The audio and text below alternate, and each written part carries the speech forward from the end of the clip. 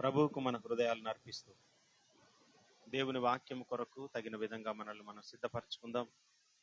పరిశుద్ధాత్మ దేవుడు మనతో మాట్లాడినట్లు వాక్యమై ఉన్న దేవుని యొక్క సన్నిధిని మనం అనుభవించినట్లుగా మనల్ని మనం సిద్ధపరచుకుందాం. ఈ సాయంకాల వేళలో ప్రభు ఈ స్థలంలోనికి మనల్ని నడిపించి సజీవులుగా మనల్ని కాపాడి ఉదయకాల సమయమే మందిరాల్లో దేవుణ్ణి మనం ఆరాధించాం, దేవుని సన్నిధిలో మనం గడిపాం. ఈ సాయంకాల సమయంలో మరొకసారి పరిశుద్ధ గ్రంథ లేఖనాలను ధ్యానించడానికి రోమా పత్రిక ద్వారా ప్రభు దైవజనుల హృదయంలో ఉంచినటువంటి మాటలను, వారి హృదయంలో ఉంచిన భారమును మనం పూర్తిగా గ్రహించటానికి దేవుడు మనకు మరొక అవకాశం దయచేశారు. ఈ రెండవ సెషన్లో కూడా మనమందరము ప్రభు సన్నిధానములోనికి ఆత్మతో మనస్సుతో వద్దాం. హృదయమార మనస్సారా ప్రభువును గణపరుస్తూ ఆయన చెప్పే నోటి వాక్కులను వింటూ మన జీవితాలను సరి చేసుకుంటూ మరలా తిరిగి బోధించే సామర్థ్యత కొరకు ప్రభు సన్నిధానంలో మనమందరం వేడుకుందాం. ప్రియ దేవుని సంగమా, మనమందరము రెండు చేతులు పైకెత్తి యేసయ్య మరొక సాయంకాల సమయంను మా జీవితాల్లో ఇచ్చి ఇదిగో చిన్న మందగా ఎక్కడెక్కడో ఉండవలసిన మమ్మల్ని అందరినీ ఆత్మ తండ్రి ఒక చోటకు చేర్చి ఈ సాయంకాల వేళలో నేను స్తుతించే భాగ్యమును మాకిచ్చి నిన్ను ఆరాధించే కృపను మాకిచ్చినందుకు నేను స్తుతిస్తున్నాం. ప్రభువా, నీవే నిజమైన దేవుడవు, నీవే సర్వాధికారము కలిగిన దేవుడవు. ప్రభువా, ఇదిగో నీవే నిరంతరము స్తోత్రార్హుడవైన దేవుడవు. ఇదిగో నీవు మాత్రమే పాపములు క్షమించుటకు సర్వాధికారము కలిగిన దేవుడవు. ప్రభువా, ఇదిగో నశించిన దానిని వెదకి రక్షించుటకు భూపైకి వచ్చిన దేవుడవు. ప్రభువా, ఈ లోకములో మా కొరకు ఎవరు ప్రాణం పెట్టలేరు, మా పాపములను ఎవరు కడగలేరు. ప్రభువా, నీవు మాత్రమే పూజ్యనీయుడవు తండ్రి, నీవు మాత్రమే సర్వాధికారము కలిగిన దేవుడు. ప్రభువా, వేల కొలది దూతలతో, కోట్ల కొలది దూతలతో, గాన ప్రతిగానములతో నిత్యము పరిశుద్ధుడు పరిశుద్ధుడు పరిశుద్ధుడు అని కొనియాడబడుచున్న మా తండ్రి, నీకు స్తోత్రాలయ్యా. ప్రతి ఒక్కరం కళ్ళు మూసుకొని దేవుణ్ణి ఆరాధించుదాం. ఇది దేవుణ్ణి ఆరాధించే సమయము, వాక్యము కొరకు మనల్ని మనం సిద్ధపరచుకునే సమయము. చిన్న పిల్లలు మొదలుకొని వృద్ధుల వరకు ప్రతి ఒక్కరు దేవుణ్ణి ఆరాధించుదాం. హల్లెలూయా. నోరు తెరిచి బిగ్గరగా హల్లెలూయా హల్లెలూయా హల్లెలూయా. ప్రతి ఒక్కరు నోరు తెరవాలి, ప్రతి ఒక్కరు నోరు తెరవాలి. దేవుని ఆత్మ మన మధ్యలోనికి సంచారం జరిగించాలంటే ఈ రాత్రికాల సమయంలోని హృదయాన్ని తెరువు. పరిశుద్ధాత్మదేవ, నాతో మాట్లాడయ్యా.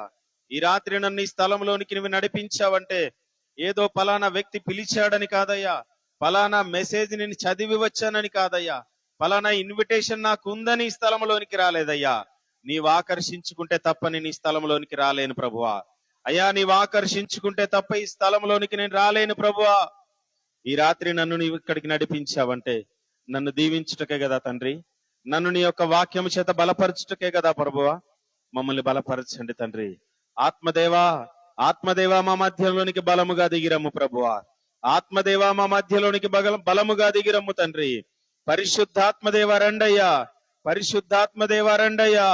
మా హృదయములలోనికి రండి పరిశుద్ధాత్మదేవా, మా హృదయములలోనికి రండి పరిశుద్ధాత్మదేవా. హల్లెలూయా హల్లెలూయా. ఈ 4 సంవత్సరాలు తండ్రి ప్రభువా నాయన ఈ స్థలములో నీ వాక్కులను మేము విని ఉన్నాం ప్రభువా. ఎంతో జ్ఞానాన్ని మేము పొందుకున్నాము తండ్రి. అయ్యా, అనేకులకు మరలా తిరిగి బోధించే శక్తి సామర్థ్యాలను మాలో అనేకులకు దయచేసినందుకు నీకు వందనాలు ప్రభువా. ఇదిగో తండ్రి, ఈ 4 సంవత్సరాలు పూర్తి చేసుకొని 5వ సంవత్సరములో మొదటి బైబిల్ స్టడీ ద్వారా మీరు మాతో మాట్లాడనై ఉన్నారు. ఈ రాత్రి మీరు మమ్మల్ని దర్శించండి ప్రభువా. ఆత్మదేవా అయ్యా, పరిపూర్ణతలోనికి మమ్మల్ని నడిపించండి తండ్రి, నడిపించండి అయ్యా, పరిపూర్ణతలోనికి నడిపించండి ప్రభువా. ఇదిగో నాయన, మీ వాక్కులను మేము నేర్చుకుంటున్నామంటే అది ఊరకనే కాదు ప్రభువా, మమ్మల్ని మీరు వాడుకొనదలిచారు తండ్రి. ఈ రాత్రి మీరు మమ్మల్ని వాడుకోండి అయ్యా, ఈ రాత్రి మీరు మమ్మల్ని వాడుకోండి అయ్యా. ఇదిగో లోకములో జ్యోతుల వలె మేము వెలుగుదుముగాక. హల్లెలూయా హల్లెలూయా. ఈ పాట పాడుతూ హృదయమార మనసారా ప్రభువును గణపరుద్దాం. ఇదిగో మనందరి హృదయాల్లో ఉన్న ఒకే ఒక్క ఆశ, యేసయ్య నన్ను వాడుకో, యేసయ్య తండ్రి నన్ను వాడుకో అని మనమందరము నిరంతరము చెప్తూ ఉన్నాం కదా. ఈ రాత్రి మరొకసారి ఈ పాటలో ఆరాధన ద్వారా ప్రభువుకు మన హృదయాన్ని తెలియజేద్దాం. ప్రియ దేవుని బిడ్డలారా, మన హృదయాన్ని ప్రభు సన్నిధిలో కుమ్మరించుదాం. హల్లెలూయా, హల్లెలూయా, హల్లెలూయా. పాడుతున్నప్పుడు నాతో కలిసి చప్పట్లు కొడుతూ మనస్సుతో హృదయముతో పాడుతూ ప్రభునామాన్ని కనపరుద్దాం. యేసయ్య నామమునికే మహిమ కలుగును గాక. ఆమేన్, ఆమేన్. హల్లెలూయా, హల్లెలూయా, హల్లెలూయా. నేను కూడా ఉన్నానయ్యా, నన్ను వాడుకో యేసయ్యా. నేను కూడా ఉన్నానయ్యా, నన్ను వాడుకో యేసయ్యా. పనికి రాని పాత్రనని నన్ను పారవేయకు యేసయ్యా. పనికి రాని పాత్రనని నన్ను పారవేయకు యేసయ్యా. చప్పట్లు కొడదాం. ఒకప్పుడు జ్ఞానము ఏమీ లేని స్థితిలో ఈ లోకానికి బలహీనులముగా, ఎన్నిక లేని వారముగా, అజ్ఞానులముగా ఉన్న సమయంలో తండ్రి తన రక్తము చేత మనల్ని కొని తన కొరకు ఏర్పరచుకొని తనకు స్వకీయ సంపాద్యముగా మనల్ని ఏర్పరచుకున్న తండ్రిని మనం ఈ పాటతో ఆరాధిస్తూ మనం ఆయన్ని ఘనపరుద్దాం. జ్ఞానమేమీ లేదు గాని నీ సేవ చేయ ఆశ ఉన్నది. జ్ఞానమేమీ లేదు. అందరం కలిసి నీ సేవ చేయ ఆశ ఉన్నది. నీవే నా జ్ఞానమని, నీవే నా జ్ఞానమని నీ సేవ చేయ వచ్చినానయ్యా. అందరం కలిసి నీ సేవ చేయ వచ్చినానయ్యా.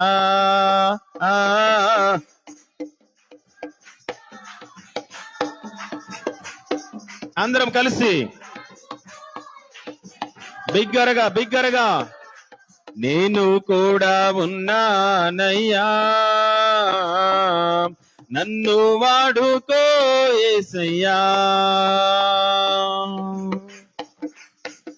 ప్రభు తన కృప చేత మనల్ని పిలిచింది, మనల్ని ఆయన సేవలో వాడుకోవాలని. అటువంటి నడిపింపు కలిగిన మనము ఏ ఘనతను కోరుకోము, ఎటువంటి మెప్పులు మనం కోరుకోము. కానీ నీవు నాకుంటే చాలయ్యా, నా బ్రతుకులో నువ్వుంటే చాలయ్యా అని మనమందరము పాడుతూ మన హృదయాన్ని దేవునికి తెలియజేద్దాం. ఘనతలొద్దు, మెప్పులొద్దు, ధనము నాకు వద్దే వద్దు. ఘనతలొద్దు, మెప్పులొద్దు, ధనము నాకు వద్దే వద్దు. నీవే నాకు ఉంటే చాలు, నీవే నాకు ఉంటే చాలు. నా బ్రతుకులో నా ఎంతో మేలు, నా బ్రతుకులో నా ఎంతో మేలు. నేను కూడా ఉన్నా. యేసయ్యా మమ్మల్ని వాడుకోయ్యా. ఇదిగో నీ పిల్లలముగా, నీ సేవకులముగా ఈ స్థలములోనికి వచ్చాము తండ్రి. మమ్మల్ని వాడుకో యేసయ్యా.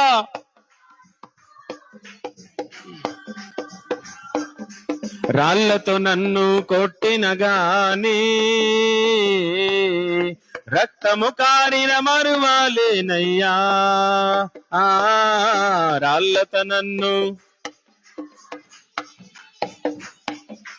రక్తము కారిన మరువాలేనయ్యా.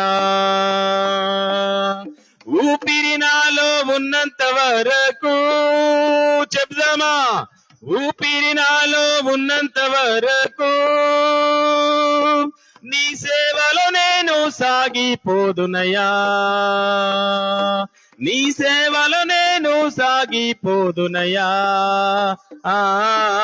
నేను కూడా బిగ్గరగా యేసయ్యా. ఇదిగో ఆయన సేవ కొరకు ఎవరున్నారని ప్రభు అడుగుతుండగా నేనున్నాను తండ్రి అని చెప్దామా?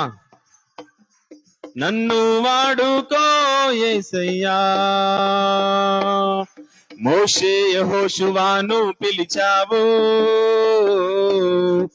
ఏలియా ఎలీషాను నిలిపావు. మోషే యెహోషువను, ఏలియా ఎలీషాను నిలిపావు. పేతురు యోహాను యాకోబులకు, పేతురు యోహాను యాకోబులను అభిషేకించి వాడుకున్నావు, అభిషేకించి వాడుకున్న. నన్ను కూడా అభిషేకించయా, నేను కూడా ఉన్నానయ్యా, నన్ను వాడుకో యేసయ్యా. అందరం కలిసి పాడదామా మరొకసారి చివరిగా? ఇదిగో జగత్తు పునాది వేయబడక మునిపే నిన్నెన్నుకున్నది, నిన్నేర్పరుచుకున్నది నశించిపోతున్న అనేక మంది ఆత్మల్ని రక్షించుకోవడానికే కదా. నీవు పొందిన రక్షణను అనేకులకు ప్రచురము చేయు నిమిత్తము రాజులైన యాజక సమూహముగా ఏర్పరచబడిన దేవుని సొత్తైన ప్రజగా నీవున్నావు. ఇదిగో ఈ రాత్రి ప్రభుతో చెప్పు, నన్ను వాడుకో యేసయ్యా, నన్ను వాడుకో యేసయ్యా, నన్ను వాడుకో యేసయ్యా, నేను కూడా ఉన్నానయ్యా, నన్ను వాడుకో యేసయ్యా. యేసయ్యా యేసయ్యా యేసయ్యా యేసయ్యా. అందరం కలిసి చెప్తాం, యేసయ్యా యేసయ్యా.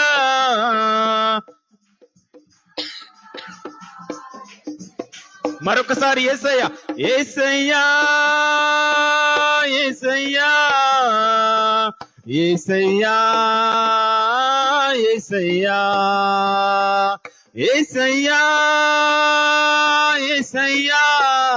నీవు పాడుతుండగానే నీ సేవకు ఆటంకంగా ఉన్న ప్రతి చీకటి తొలగిపోవును గాక. యేసయ్యా నన్ను వాడుకో, యేసయ్యా నన్ను వాడుకో. రెండు చేతులు పైకెత్తి, ఇదిగో ఇదిగో దేవానికి స్తోత్రం నాయన, ఇదిగో నా జీవితాన్ని మరొక్కసారి నీకు అంకితం చేస్తున్నాను ప్రభు, నన్ను వాడుకో యేసయ్యా.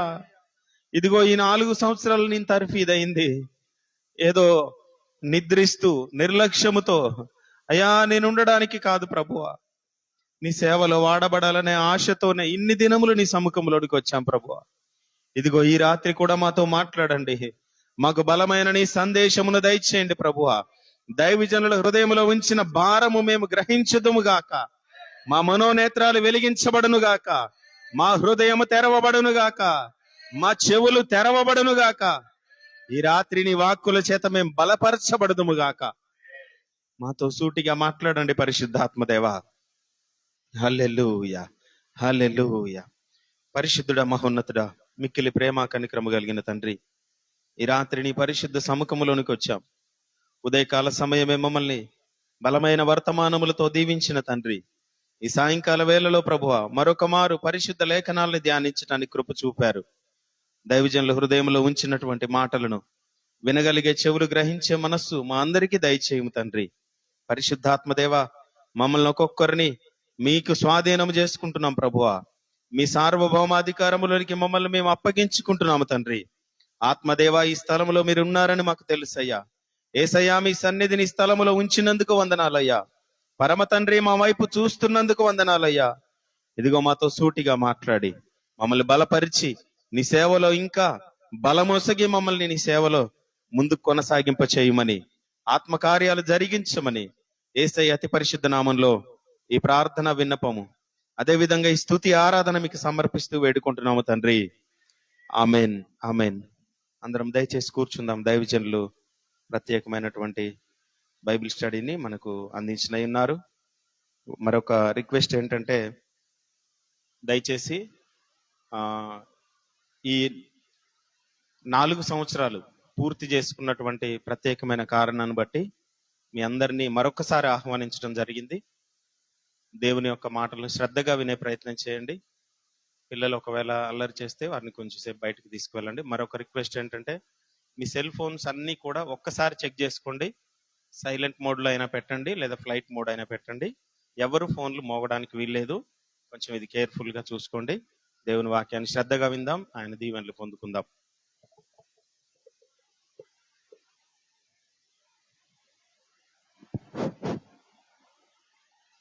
Praise the lord, hallelujah.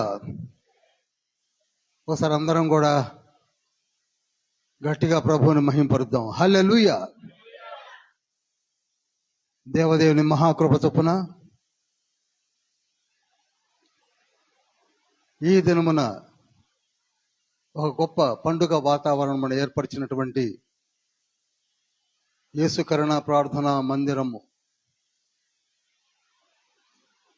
Crew మెంబర్స్కి ప్రత్యేకంగా నేను వందనాలు తెలియజేస్తున్నాను. సంఘమంతటికి కూడా ప్రత్యేకమైన వందనాలు తెలియజేస్తున్నాను. దూర ప్రాంతంలో నుంచి మన మధ్యలోనికి నడిపించబడినటువంటి దైవజనులను, కాపర్లను, సువార్థికులను, పరిశుద్ధులను కూడా ప్రభునామములో జ్ఞాపకం చేసుకుంటూ వందనాలు తెలియజేస్తున్నాను.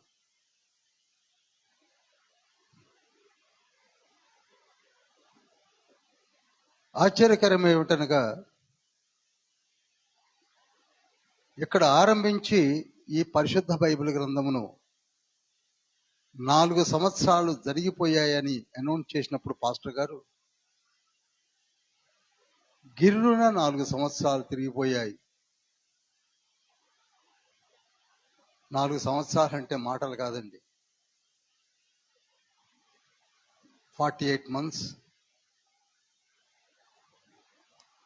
ఏ వారము కూడా ఆగిపోకుండా దాదాపుగా జరిగించబడ్డము. 5వ సంవత్సరంలోనికి అడుగుడము. 4 సంవత్సరాల్లో మనము ధ్యానించిన పుస్తకాలు 44. ఓన్లీ 44 books మనం ధ్యానించాం. ఇంకా 22 పుస్తకాలు ఉన్నాయి. ఈరోజు తారీఖు కూడా 22. 22 పుస్తకాలు ధ్యానించడానికి మరి ఇంకొక సంవత్సరం పట్టొచ్చేమో.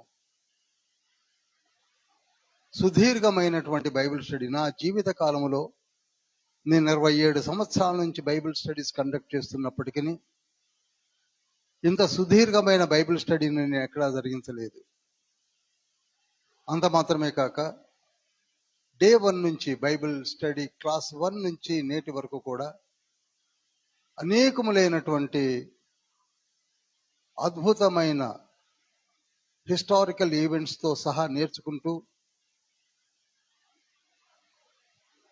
ఫస్ట్, సెకండ్ డైమెన్షన్స్ కాక 3rd and 4th డైమెన్షన్స్లోనికి తండ్రి మనల్ని నడిపించడం నాకెంతో ఆశ్చర్యం కూడా కలిగించింది. సహజంగా 3rd డైమెన్షన్ అనగా అందరికీ మామూలుగా సామాన్యులకు అర్థం కాదు. ఫస్ట్, సెకండ్ డైమెన్షన్సే అర్థమవుతాయి. కానీ మన మధ్యలో 3rd డైమెన్షన్ కూడా తండ్రి టచ్ చేశాడు. నా బోధలు విన్నటువంటి శిష్యులందరికీ తెలుసు, అనేక విషయములు, అనేక కోణములలో, అనేక అంశములలో almost all young children like Suresh, Sandeep, Philip అని ఆసిఫాబాద్లో ఒక కుర్రవాడు ఉన్నాడు. వీళ్ళందరూ కూడా టైం టు టైం వాటిని ఎడిట్ చేసి అప్లోడ్ కూడా చేస్తున్నారు. ఈనాడు ఏషియా ఖండమంతా కూడా మన యేసు కరుణ ప్రార్థనా మందిరంలో జరిగిన బైబిల్ స్టడీ మెటీరియల్ చూస్తున్నారు. హల్లెలూయా. 4 సంవత్సరాల్లో జరిగినటువంటి ఒక గొప్ప దీవెనకరమైనటువంటి స్థితి ఏమిటనగా 4 సంవత్సరాలు కూడా వీరు ప్రయత్నం చేస్తూ వాట్స్ అప్లికేషన్ వాటిని సురేష్ బాబు అప్లోడ్ చేస్తుంటే, లాస్ట్ డేస్ ఇవాంజలిజం అని సందీప్ బాబు అప్లోడ్ చేస్తుంటే యేసు కరుణా ప్రార్థనా మందిరంలో జరిగే వాటిని అన్నిటినీ కూడా ఫిలిప్ బాబు కాళంగి అని ఒక హెడ్డింగ్ పెట్టి ఫిలిప్ అని ఆసిఫాబాద్లో అప్లోడ్ చేస్తూ ఉన్నాడు. అంత మాత్రమే కాక ప్రకటన గ్రంథం 25 ఎపిసోడ్స్ పార్ట్స్గా మన మధ్యలో ఉన్న సంజీవ్, వినయ్, పాస్టర్ సురేష్లు కలిసి 25 పార్ట్లుగా జూమ్ మీటింగ్స్ ద్వారా వాటిని కూడా కంప్లీట్ చేసుకున్నాం. ప్రకటన గ్రంథాన్ని చాలా లోతులో తెలుసుకోవడానికి తండ్రి తెరిచిన ద్వారమును బట్టి మరి యొక్క మారు ప్రభు యొక్క పాదములు ముద్దుడి కృతజ్ఞతాస్తులు చెల్లిస్తున్నాను. హల్లెలూయా. ఇప్పటికీ ఆ క్లిప్పింగ్స్ కూడా ఉన్నాయి. ఎన్నో ప్రశ్నలకు ప్రకటన గ్రంథములో ఈనాడు చాలా బుక్స్ కూడా మార్కెట్లో ఉన్నాయి.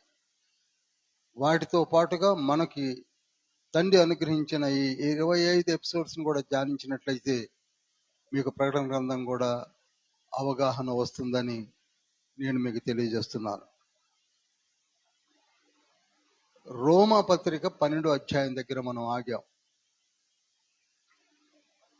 రోమా పత్రిక 12వ అధ్యాయం దగ్గర ఆగాం. ఒకసారి రోమా పత్రిక 12వ అధ్యాయము 1-2 వచనాలు చదువుదాం. కాబట్టి సహోదరులారా, పరిశుద్ధమును దేవునికి అనుకూలమునైన సజీవ యాగముగా మీ శరీరములను ఆయనకు సమర్పించుకొనుడని దేవుని వాత్సల్యమును బట్టి మిమ్మల్ని బతిమాలుకొనుచున్నాను. ఇట్టి సేవ మీకు యుక్తమైనది. మీరు ఈ లోక మర్యాదను అనుసరింపక ఉత్తమమును అనుకూలమును సంపూర్ణమునయ్యున్న దేవుని చిత్తమేదో పరీక్షించి తెలుసుకొనున్నట్లు మీ మనస్సు మారి నూతన మగుట వలన రూపాంతరము పొందుడి. ప్రార్థన చేసుకుందాం. మిక్కిలి ప్రేమ కనికరం కలిగిన మహోన్నతుడ, పరిశుద్ధుడ, పరలోకపు తండ్రి, మమ్మల్ని దీవించి చిన్నమందగా ఏర్పరిచి కుటుంబాల వారిగా మీ బంగారు పాదము చెంత 4 సంవత్సరములు పరిశుద్ధ లేఖనములను, పరిశుద్ధ బైబిల్ గ్రంథమును ధ్యానించడం కొరకు మీరు చూపిన కృపను బట్టి కొనాలు చెల్లిస్తున్నాము తండ్రి. మీరు మమ్మల్ని దీవించారు, ఆశీర్వదించారు. మాతో సూటిగా నేరుగా మాట్లాడి అనేకులను తర్ఫీదునిస్తూ ఆయా ప్రాంతములలో బోధించడం కొరకు సిద్ధపరిచిన ఈ నీ బిడ్డలను మీ పాదం చెంత ఉంచి ప్రార్థిస్తున్నాం. మేము రోమా పత్రిక వరకు వచ్చి ఉన్నాం.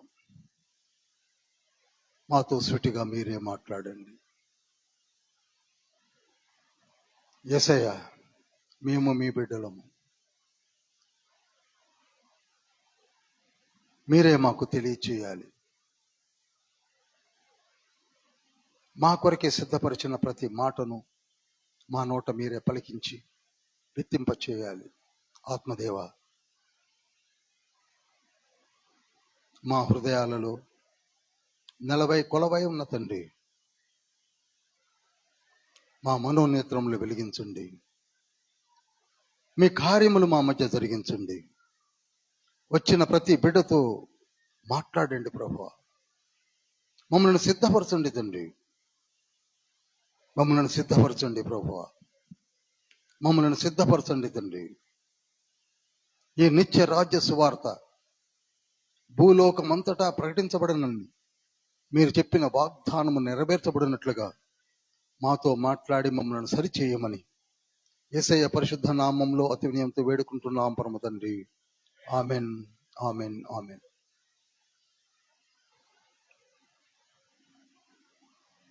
మరలా చదువుతున్నాను చూడండి.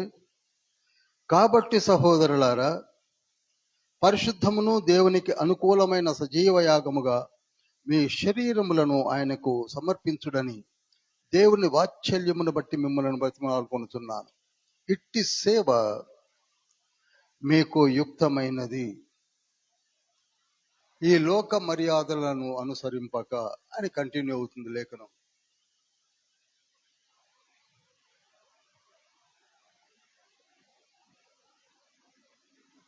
కొత్త నిబంధన గ్రంథములలో ఉన్న 27 బుక్స్ లో కూడా మనతో సూటిగా నేరుగా మాట్లాడిన మాటలను మనము ధ్యానిస్తూ వస్తూ ఉన్నాం. అందులో అతి ప్రాముఖ్యమైనటువంటి పుస్తకము రోమాపత్రిక దాదాపుగా అనేక విషయాలను మనం ధ్యానిస్తూ ఇక్కడ దాకా వచ్చాం. ఈరోజు నేను ఈ విషయమును మూలవాక్యంగా తీసుకొని మరింత లోతులోనికి తీసుకువెళ్ళే అనుభవంలోనికి కొంచెం పక్కకు వెళ్ళి చెప్పాలని ఇష్టపడుతున్నాను. ఎందుకనగా the essence of the books సారమును మీకు చెప్పాలని ఇష్టపడుతున్నాను.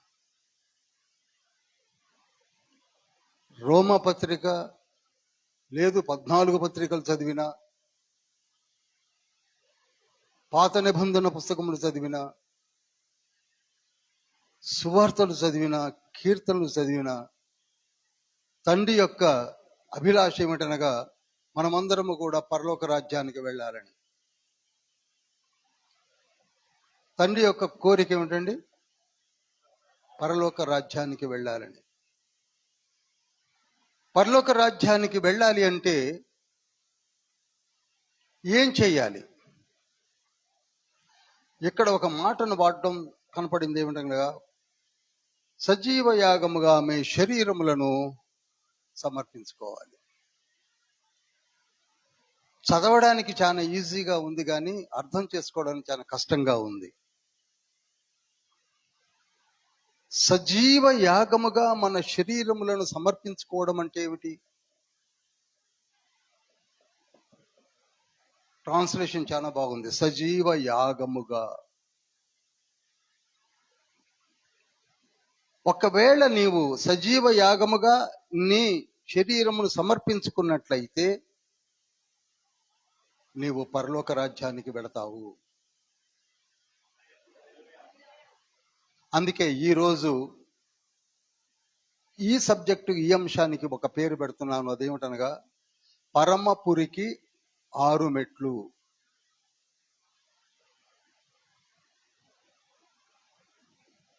పరమపురికి 6 మెట్లు.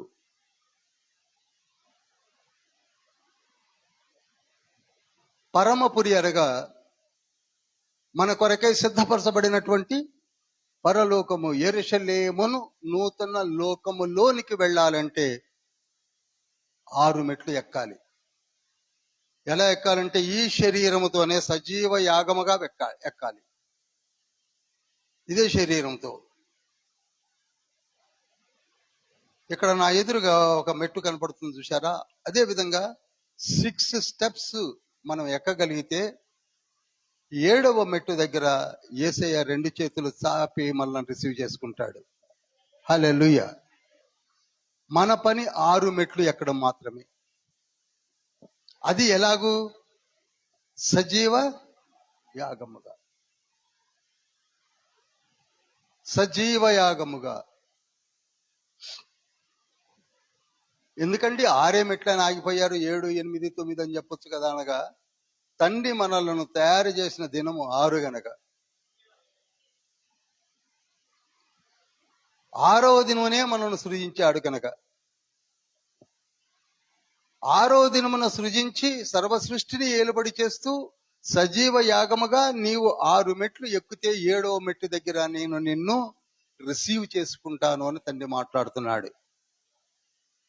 హల్లెలూయా. దానికి ఏం చెయ్యాలి అనగా, మొట్టమొదటి మెట్టు మనము ఎక్కాలి. టైం ఎక్కువగా తీసుకోను.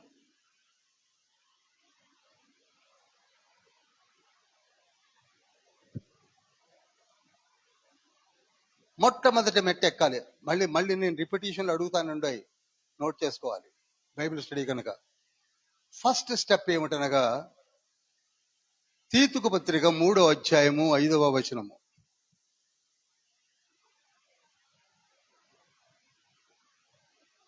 మనము నీతిని అనుసరించి చేసిన క్రియల మూలముగా కాక తన కనికరము చొప్పుననే పునర్జన్మ సంబంధమైన స్నానము ద్వారాను పరిశుద్ధాత్మ మనకు నూతన స్వభావము కలుగుచేయుట ద్వారాను మనలను రక్షించెను. అది మొట్టమొదటి మెట్టు ఎక్కాలంటే ఏం చేయాలట? అందరు చెప్పాలి. పునర్జనన సంబంధమైన స్నానము చేయాలట. అర్థమైందండి అందరికీ? అందరికీ. ఇప్పుడు నేను కింద నుంచే వెనక్కే తిరుగుతున్నాను. మొట్టమొదటి మెట్టు మీద అడుగు పెట్టానంటే పునర్జనన సంబంధమైన స్నానమును చేయాలి. లేకపోతే ఈ మెట్టు నువ్వు ఎక్కినట్టు కాదు, కిందన్నట్టే. పునర్జనన సంబంధమైన స్నానము అనగా బాప్తిస్మము.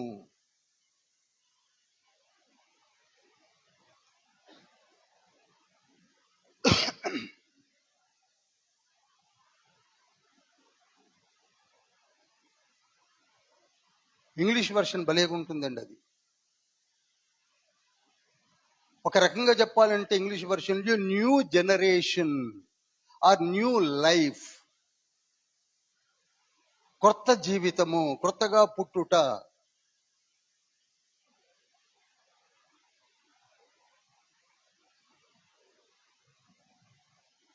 ప్రతి ఒక్కరూ చేయవలసినది మొట్టమొదటి స్టెప్ ఎక్కాలంటే బాప్తిస్మము తీసుకోవాలి. బాప్తిస్మము తీసుకోవడం ఏంటండి? మేము ఎన్నో జీవనదులలో కూడా మునిగాము, పుణ్య స్నానాలు చేశాము అని మనం అనుకుంటాం. నీళ్ళల్లో మునిగి పైకి లేవడం వల్ల ఏం జరిగిందో మనకి ఏం తెలియదు. కానీ ఇక్కడ మాత్రము లేఖనం ఎంత స్పష్టంగా చెప్తుందంటే పునర్జనన సంబంధమైన స్నానము ద్వారా నూతన స్వభావం వస్తుందట. హల్లెలూయా. నువ్వు మునిగి లేచాక నీకు నూతన స్వభావం వచ్చినట్లయితే అది నిజమైన స్నానము. అలా కాకుండా మనము కూడా చాలా ఆసక్తికరమైన స్నానాలు చేస్తాం. ఒకటి పురిటి స్నానము, 2 నలుగు స్నానములు. నలుగేసేప్పుడు కూడా ఎంత ఆర్భాటంతో, ఎంత అడావుడిగా ఆ స్నానం, దట్ ఈస్ కాల్డ్, చాలా చక్కటి పేర్లు పెట్టి దాన్ని ఆ స్నానాలకి విలువనిస్తారు. ఇక 3వది లాస్ట్ జర్నీ, చనిపోయినప్పుడు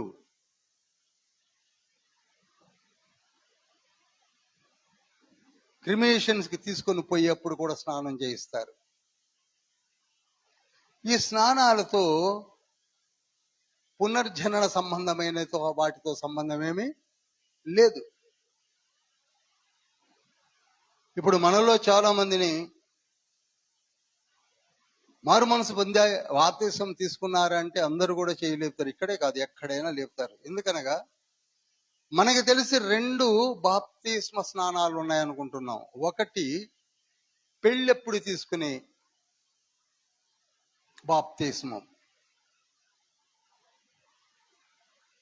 వివాహమైన వారందరికీ కూడా బాప్తిస్మ సర్టిఫికెట్ ఉంటేనే పెళ్లి చేస్తారు. మరి అది ఏం బాప్తిస్మమో, ఎందుకు సర్టిఫికెట్ తీసుకున్నారో వారికే తెలవాలి. అది నిజ బాప్తిస్మము కాదు. ఇంకొకటి ఉంది, చిన్నప్పుడే బాప్తిస్మము, పన్నీటి చిలకరింపుల ద్వారా పొందుకున్న బాప్తిస్మము. మరి ఆ చంటి బిడ్డలకు ఎప్పుడు చిలకరించారో, ఎవరు చిలకరించారో, ఎవరి ద్వారా చిలకరించారో వారికే తెలియదు. వారు పెద్దవారైనప్పుడు చిన్నప్పుడు నాకు ఇచ్చారట అని చెప్పుకుంటుంటారు. అది కూడా బాప్తిస్మము కాదని బైబిల్ చెప్తుంది. ఈ చిన్ని విషయాలను మనం ఆలోచించుకోలేకపోతున్నాం. I'm not criticising any doctrine. బాప్తిస్మం అనగా మారు మనసు పొంది బైబిల్ చెప్పిన ప్రకారముగా నీటి ద్వారా కన్ఫర్మేషన్ తండ్రి ఎదుట ఇచ్చేదే బాప్తిస్మము. అది రియల్ బ్యాప్టిజం. చూడండి, మీరు అనొచ్చు నేను మారు మనసు పొందానండి అని. నువ్వు మారు మనసు పొందింది నీ స్వగతము, నీకు తెలుసు, మాకు తెలియదు.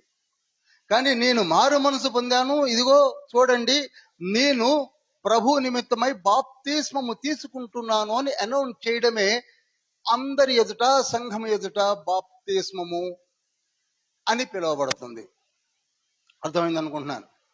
కనుక మొట్టమొదటి మెట్టు ఏంటండి?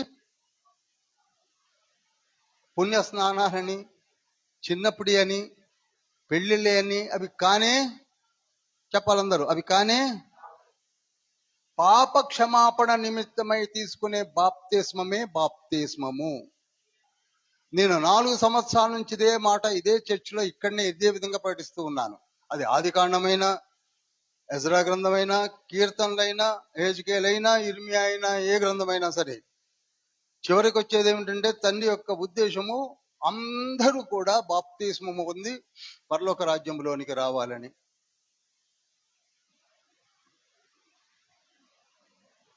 మారు మనసు పొందాలి, తర్వాత బాప్తిస్మం తీసుకోవాలి. కానీ చూసేవారికి బాప్తిస్మం కనపడుతుంది, కానీ మారు మనసు ఉన్నదో లేదో వ్యక్తిగతంగా నీకు, చూస్తున్న తండ్రికి తప్ప ఎవరికీ తెలియదు.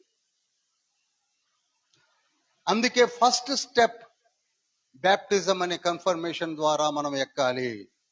హల్లెలూయా, హల్లెలూయా. అయితే ఆ ఫస్ట్ స్టెప్ ఎక్కని ఇబ్బంది ఏమిటంటే మనలో ఉన్న మాయ మనస్సు. ఎక్కకు ఎక్కకు ఎక్కకు ఎక్కకు, వాళ్ళు అంతే అంటుంటారు, కానీ వాళ్ళకి ఏం పని పాట ఏమి లేదు. నీవు ఎక్కడం ఏమిటి? నీకు మారు మనసు ఎందుకు? అందుకే చూడండి, కంఠము పోయిన దాకా నీవు చెప్పిన పరిశుద్ధ బైబిల్ గ్రంథము ఘోషిస్తున్నా ఇంకా మనము మారు మనసు పొందడం లేదు. ఎందుకనగా కారణం ఏంటండి? మాయ మనసు ఆపుతుంది. గుళ్ళో ఉన్నంత వరకు ప్రభావితం చెందుతాం, కానీ బయటికి వెళ్ళిన తర్వాత ఎందుకులే అనిపిస్తుంది.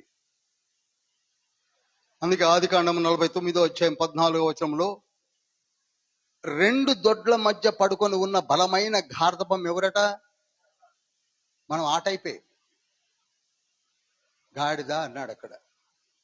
లోన పొందుదాం అనుకుంటారు, బయటికి వెళ్ళాక అక్కర్లేదనుకుంటారు. 2 తలంపుల మధ్య నలిగిపోతూ ఉంటారు. అందుకే మొట్టమొదటి స్టెప్ ఎక్కరు, అస్సలు ఎక్కరు.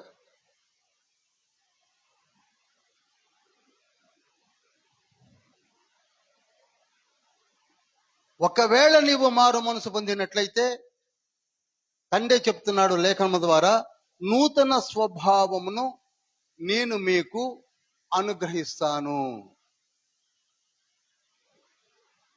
నూతన స్వభావము నేను మీకు అనుగ్రహిస్తాను. ఇంకొక మాటలో చెప్పాలంటే క్రీస్తుకు అనుకూలమైన మనస్సే మారు మనస్సు. నోట్ చేసుకోవచ్చు. ప్రభు అయిన యేసు క్రీస్తునకు అనుకూలమైన మనస్సే మారు మనస్సు. అందుకే లేఖనం ఏముంటుంది? ఈ మూర్ఖతరముల మధ్య నుండి మీరు వేరై రక్షణ పొందండి అని ఎందుకన్నది లేఖనం? అనగా మీరు ఈ మాయ మనసు లోకములో ఉండి అందులోనే జీవించే కంటే అందులో నుండి వేరయ్యి మొట్టమొదటి మెట్టు ఎక్కినట్లయితే నీవు పరమపురికి దగ్గర అవుతున్నావు, ఈ లోకము నుండి వేరైపోతున్నావు. హల్లెలూయా, హల్లెలూయా, హల్లెలూయా. ఇప్పుడు నువ్వు మొట్టమొదటి మెట్టు ఎక్కాలంటే ముందు నువ్వు కంట్రోల్ చేయవలసింది నీ మాయ మనస్సును.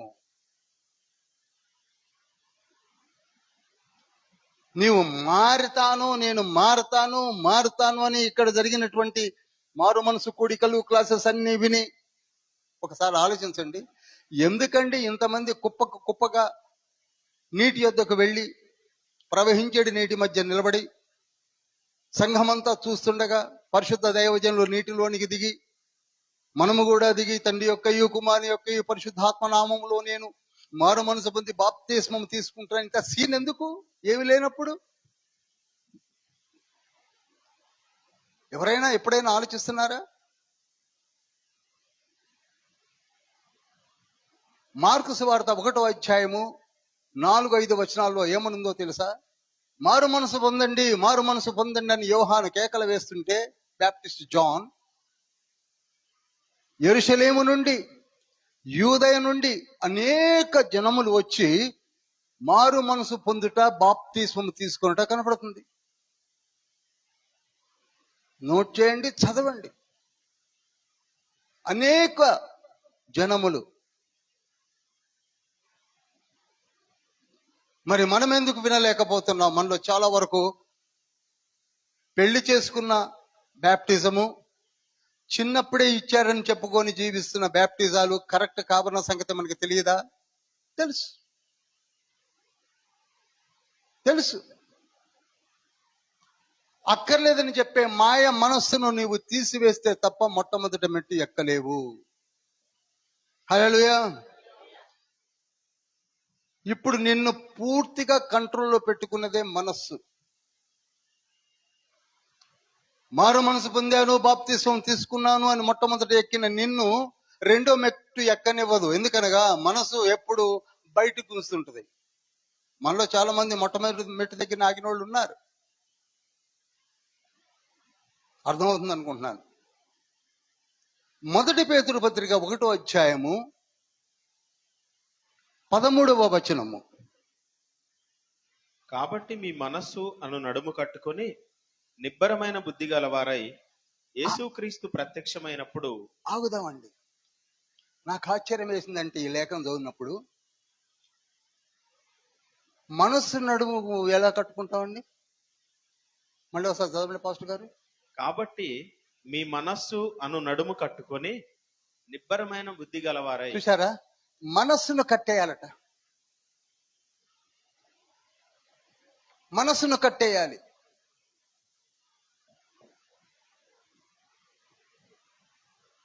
ఆ ఒక్క మెట్టుని ఎక్కనిచ్చి అక్కడిని ఆపేది ఎవరనుకుంటున్నారు? చెప్పరేమండి? మనస్సు అండి. అసలు మీ శరీరాన్ని కంట్రోల్ చేస్తున్నది ఎవరనుకుంటున్నారు? మనస్సు అండి. మనస్సు.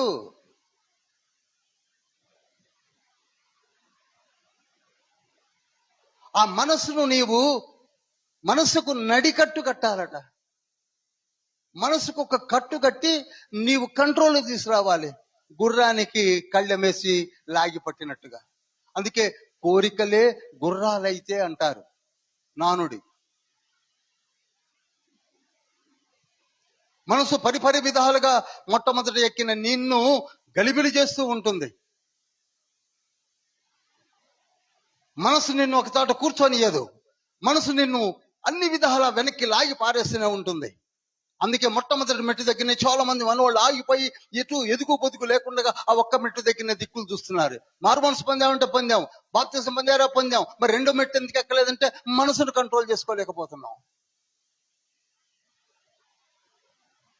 ఈనాడు మనం చికాకు పరిచేది మనస్సు. అందుకే యేసయ్య ఏమన్నాడు? మొట్టమొదటి రావడంతో మీరు మారు మనస్సు పొందండి అన్నాడు. మార్కు సువార్త 1వ అధ్యాయం 14వ వచనంలో. ముందు మనస్సును కంట్రోల్ చేయండి.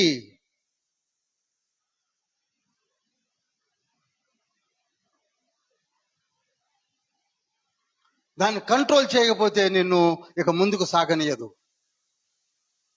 హల్లెలూయా, హల్లెలూయా, హల్లెలూయా. చంచల మనస్తత్వము, రకరకాలైన ఆలోచనలు,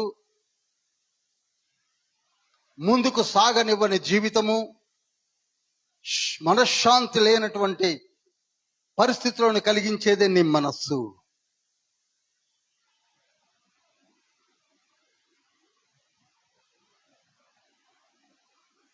మరి దీన్ని ఎలా కంట్రోల్ చేయాలి? సురేష్, ఇది తీస్తే నేను డెమో చేస్తాను.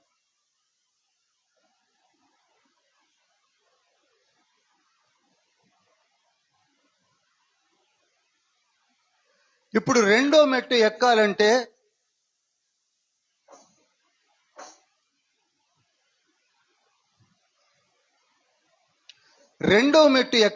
ఏం చేయాలండి? చెప్పాలి, అందరు చెప్పాలి. మనసును, అది ఫస్ట్ మెట్టు ఎక్కిన నీవు మారు మనసు పొందావు, బాప్తిసం తీసుకున్నావు, అందరు చూశారు, బాగానే ఉంది. రెండో మెట్టు ఎక్కలేకపోవడానికి కారణం అక్కడనే ఆగిపోయావు. ఇప్పుడు కంట్రోల్లోకి తీసుకోవలసింది మనస్సు. ఒక ముగ్గురు ఎవరైనా వస్తారా? ముగ్గురు, 3 persons. ఎవరైనా ముగ్గురు రండి, ముందుకు రండి. ఎవరైనా గబగబ రండి, ముగ్గురు రండి. వినయ్ వచ్చే వరుసగా నిలబడండి. 1 2 3 ఇట్లా తిరిగి ఇలా ఇలా ఇలా ఇలా.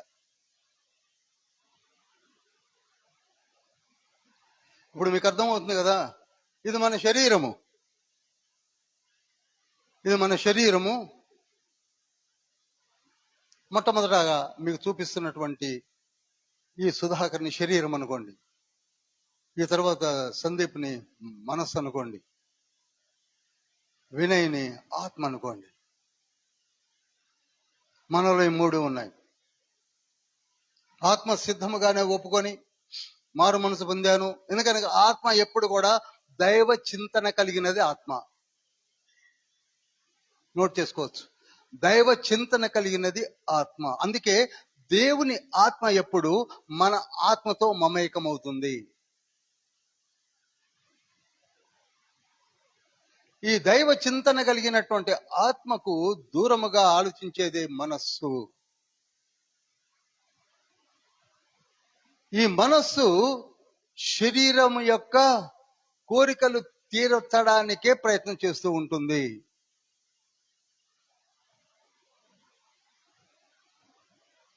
అయితే లేఖనం ఏమంటుందనగా, నీవు మనస్సు అనే నడుమునకు ఒక దట్టి కట్టి లాగి పట్టి నీ ఆధీనములో ఉంచుకోవాలి అంటే ఏం చేయాలి? అందరికి అర్థమవుతుందండి? నీ మనస్సు కంట్రోల్ చేయాలంటే ఏం చేయాలి?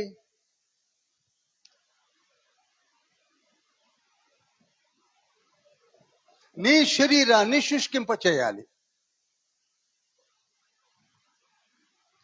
శరీర కోరికలు తీర్చకుండగా శరీరాన్ని నువ్వు ఎండబెట్టడం మొదలు పెడితే మనసు కంట్రోల్కి వస్తుంది. తినమని చెప్తుంది, మనసు ఏమంటుంది? తిను, 4 వాయిలు బిర్యానీ లేపమంటుంది. శరీరం ఏం చేసిందంటే ఇప్పుడు తినేట్టుగా లేనంటుంది. మనసు ఏమంటుంది? అటు పోదాం, ఇటు పోదాం, అది చేద్దాం, ఇది చేద్దాం అంటుంది. శరీరం ఏమంటుంది? నాకు అంత ఓపిక లేదంటుంది. శరీరం ఎప్పుడు ఓపిక లేదంటుంది అనగా ఉపవాస దీక్ష పెట్టుకున్నప్పుడే. అందుకే మన సంఘంలో శుక్రవారం నాడు ఉపవాస దీక్షను పెట్టి, ఇప్పుడు కూడా లెంట్ ప్రేయర్స్ అని చెప్పి 40 రోజుల నుంచి శుష్కింప చేసుకుంటున్నారు శరీరాన్ని. దేనికనగా మనసు ఏది చెప్పినా చేసే ఓపిక లేకపోవడం.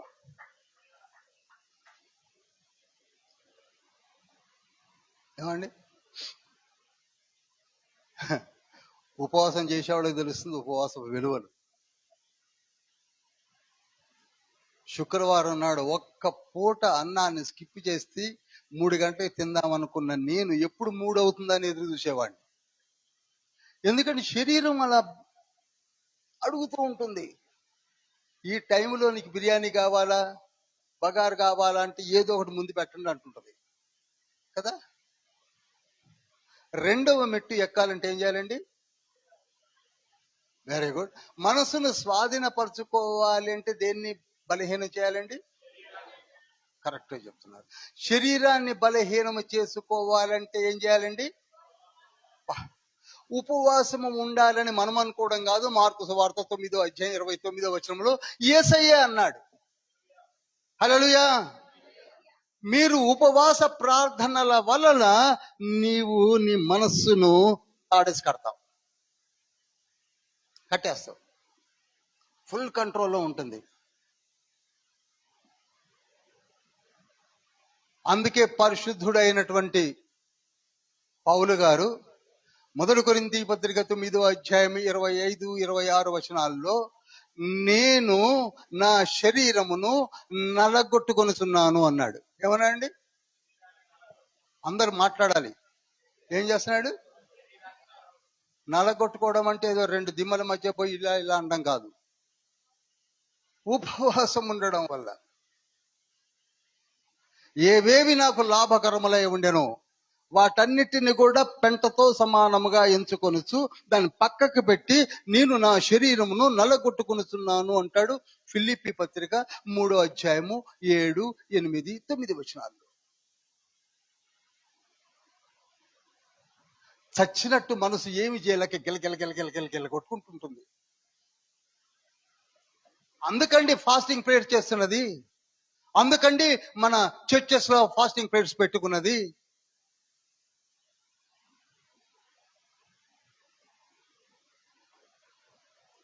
ఎందుకు బ్రదర్ ఫాస్టింగ్స్ ఎందుకు బ్రదర్? నీ మనసు కంట్రోల్లోకి రావాలంటే బ్రదర్ చెయ్యాలి బ్రదర్.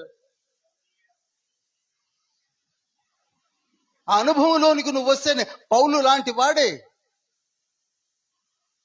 ఫిలిప్పీ పత్రిక రాసింది క్రీస్తు శకం 61 రోములో నుండి. నేను ఫాస్టింగ్ ప్రేయర్స్ పెట్టుకుంటున్నాను, నేను సాధించింది చాలా తక్కువ, ఏవేవి సాధించి అనుకోవడం లేదు, కానీ నేను ఇంకా సాధించవలసినది ఇంకా ఉన్నదని గురి ఎత్తక నేను పరిగెత్తుతున్నాను అన్నాడు. ఎప్పుడు పరిగెత్తగలం? గురి దగ్గరికి ఎప్పుడు వెళ్ళగలం? ఎప్పుడు రెండో మెట్టెక్కగలం చెప్పండి? మనస్సును నీవు కంట్రోల్ చేసుకోగలిగితే. మనసును ఎప్పుడు కంట్రోల్ చేసుకోగలవు? అందుకే మన దగ్గర ఉపవాస ప్రార్థన అంటే పరిగెత్తుకు వస్తున్నారండి అందరూ. అమ్మో పోతే దొరకదు.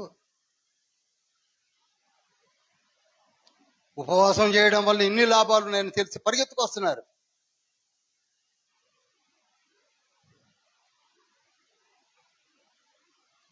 బలహీన పడేది ఏంటి ఇప్పుడు? శరీరము.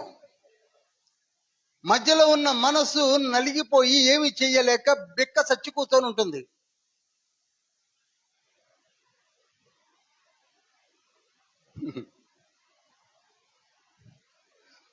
మనసు ఆటోమేటిక్ గా అదుపులోనికి వస్తుంది.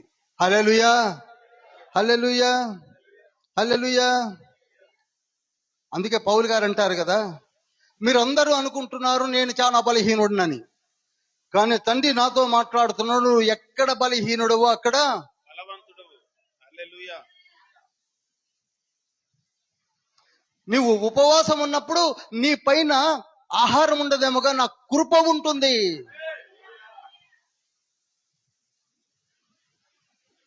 నా కృప నీకు ఉన్నది అనగా గ్రేస్ మనపై ఉన్నప్పుడు శరీరము ఎంత బలహీనంగా ఉన్నా, నీ మనస్సు బక్కచిక్కి ఉన్న ఆత్మ బలపడుతూ ఉంటుంది.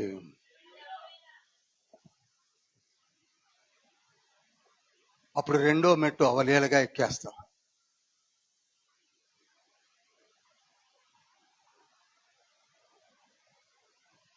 మనస్సు అనే చెయ్యి శరీరం అనే దాని మీద భుజం మీద పెడితే మనసు ఏది చెప్పినా నువ్వు అన్ని ఒప్పుకోవచ్చు. ఇట్టిటాను నా మగి ఇట్టిటాను మనసు చెప్పినట్టే నువ్వు ఒప్పుకుంటుంది.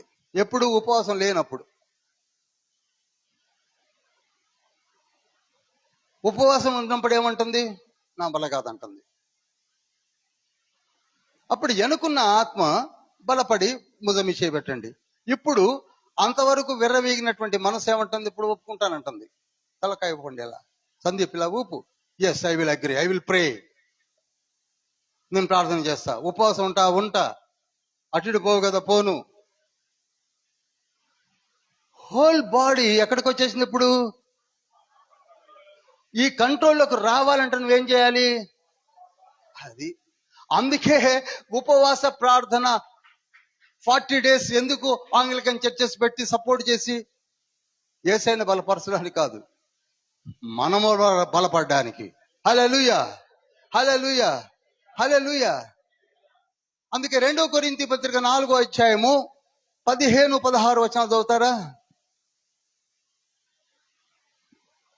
ప్రభు అయిన యేసును లేపినవాడు యేసుతో మమ్మును కూడా లేపి మీతో కూడా తన ఎదుట నిలువబెట్టునని ఎరిగి మేమును విశ్వసించుచున్నాము గనుక మాట్లాడుచున్నాము.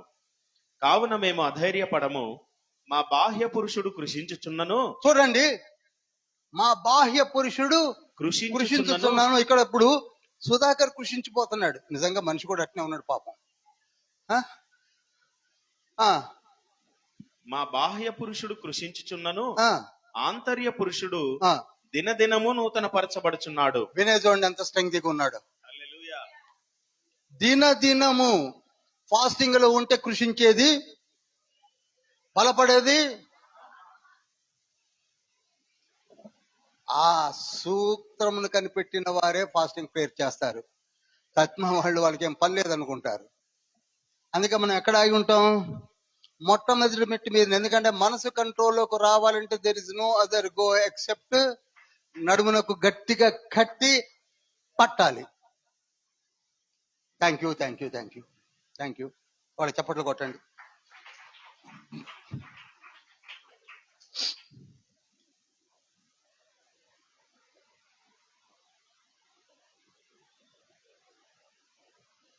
మనల్ని గల్బిలి చేసేది ఏంటండి చెప్పండి? మనసును కంట్రోల్ చేయడానికి ఉపవాస దీక్ష. ఈనాడు మనమందరం కూడా కన్నీరు విడిచి ప్రార్థన చేస్తూ ఇంట్లో దుఃఖిస్తున్నామనగా కారణం ఎవరు? మనస్సు. మనసా నీవేల నాలో కృంగియున్నావు. ఎందుకంటే మనసుకు వేరే గతి లేకుండా పోయింది. శరీరమేమో ఫాస్టింగ్ పెట్టుకుంది, ఆత్మేమో సపోర్ట్ చేస్తుంది. మనసు ఏమైపోయింది? కృంగిపోయింది. ఇక నేనేం చేయాలని మనసు అన్నప్పుడు క్రీస్తు చెంతకు రమ్ము.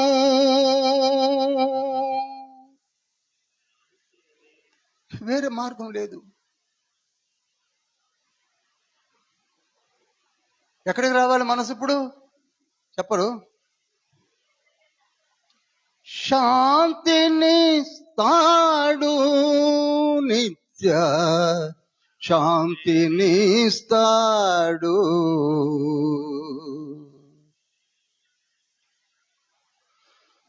ఇప్పుడు ఎన్నో మెట్టు ఎక్కామండి?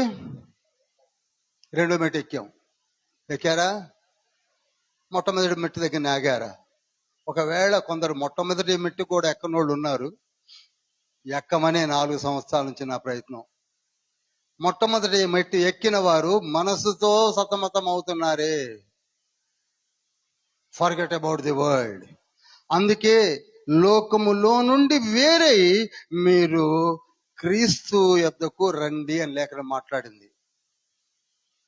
2వ మెట్టు కూడా ఎక్కేసాం అనగా ఏమైంది? ఇప్పుడు మనం మనసును, ఇంకా డౌట్ ఎవరికైనా ఉందా? నాకు తెలిసి ఉండదు. ఒకవేళ మీ మనసు మీ మాట వింటలేదనుకోండి, మీ దగ్గర రెమెడీ ఉందిగా. ఏమిటా రెమెడీ? ఇప్పుడు మన దగ్గర ఎలా వస్తున్నారు అలానే రండి. హల్లెలూయా హల్లెలూయా. దీనిని మనసును శరీరంను కంట్రోల్ చెయ్యాలి అంటే ఆత్మ డైరెక్షన్స్ ఇవ్వాలి. ఆత్మ ముందు బలపడాలి. అంతే కదండి? ఆత్మ బలపడితేనే కదా మనసును కంట్రోల్ చేయమంటుంది. మనసు కంట్రోల్లోకి రావాలంటే శరీరాన్ని కూడా కంట్రోల్ చేయగలుగుతుంది. ఆత్మను కంట్రోల్ చెయ్యాలి. కనుకని నీ హృదయం అనే ఆత్మ అన్న హృదయం అన్న ఒకటే. అనేక మార్లు చెప్పాను ఇక్కడనే. ఆ హృదయమును ఎవరికి ఇవ్వాలి? ఇప్పుడు యేసయ్యకి ఇవ్వాలి. చెప్పండి, ఎవరికి ఇవ్వాలి? ఎవరికి ఇవ్వాలి? యేసయ్యకి ఇవ్వాలి. ఇది 3వ మెట్టు. కన్ఫర్మ్ గా 3వ మెట్టు ఎక్కుతున్నామంటే నా హృదయాన్ని యేసయ్యకి ఇచ్చేశాను. మొట్టమొదట నేను మారు మనసు పొందేశాను, బాప్తిస్మం తీసుకొని కన్ఫర్మేషన్ తీసుకున్నాను. 2వ మెట్టు ఎక్కాను, నా మనసును కంట్రోల్ చేసుకున్నాను. 3వ మెట్టు ఎక్కి పూర్తిగా నా హృదయాన్ని యేసయ్యకి ఇచ్చేశాను.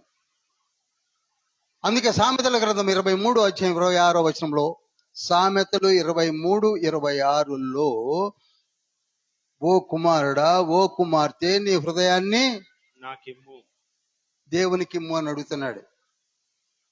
అప్పుడు whole body will be controlled.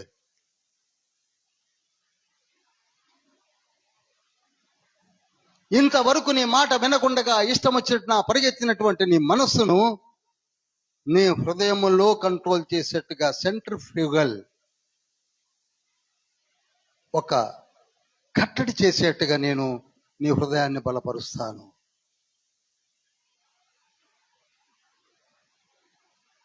నీ హృదయం చెప్పినట్టుగానే నీ మనసు కంట్రోల్లోకి వస్తుంది.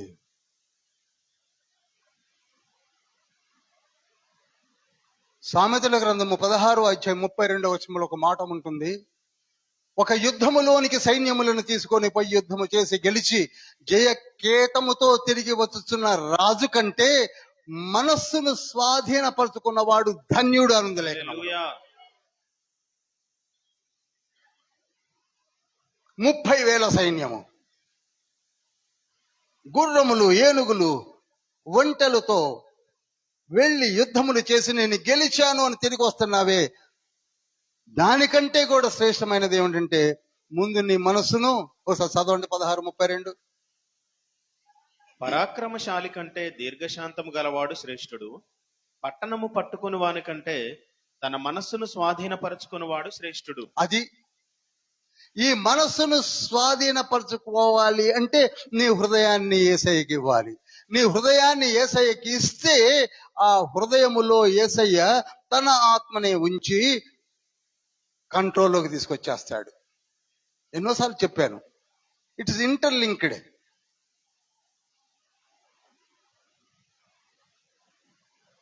తన ఆత్మను కంట్రోల్ చేసుకోలేకపోయాడు కనుకనే ఆహాబ్ చచ్చిపోయాడు. తన ఆత్మను కంట్రోల్ చేసుకోలేకపోయాడు కనుకనే యెజెబెల్ చచ్చిపోయింది.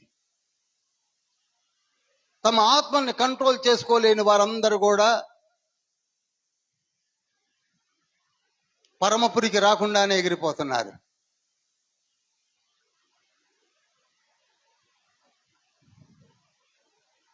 నీ హృదయాన్ని ఎంత గట్టిగా ఉందో, బండలాగా ఉంటుంది కదా. కొందరు హృదయాలు ఎంత గట్టిగా ఉంటాయి తెలుసా అండి? బండ అనే కంటే కొబ్బరి టెంక అనొచ్చు. కొబ్బరి టెంకే కరెక్ట్ ఎగ్జాంపుల్. కొబ్బరి టెంకని ఇట్లా కొట్టండి టంగ్ టంగ్ అంటుంటుంది. మన హృదయాన్ని ఇట్లా కొట్టినా టంగ్ టంగ్ అంటది. ఎన్ని మెట్లు మాకెందుకు బ్రదర్ అనే వాళ్ళు ఎంతమంది లేరు.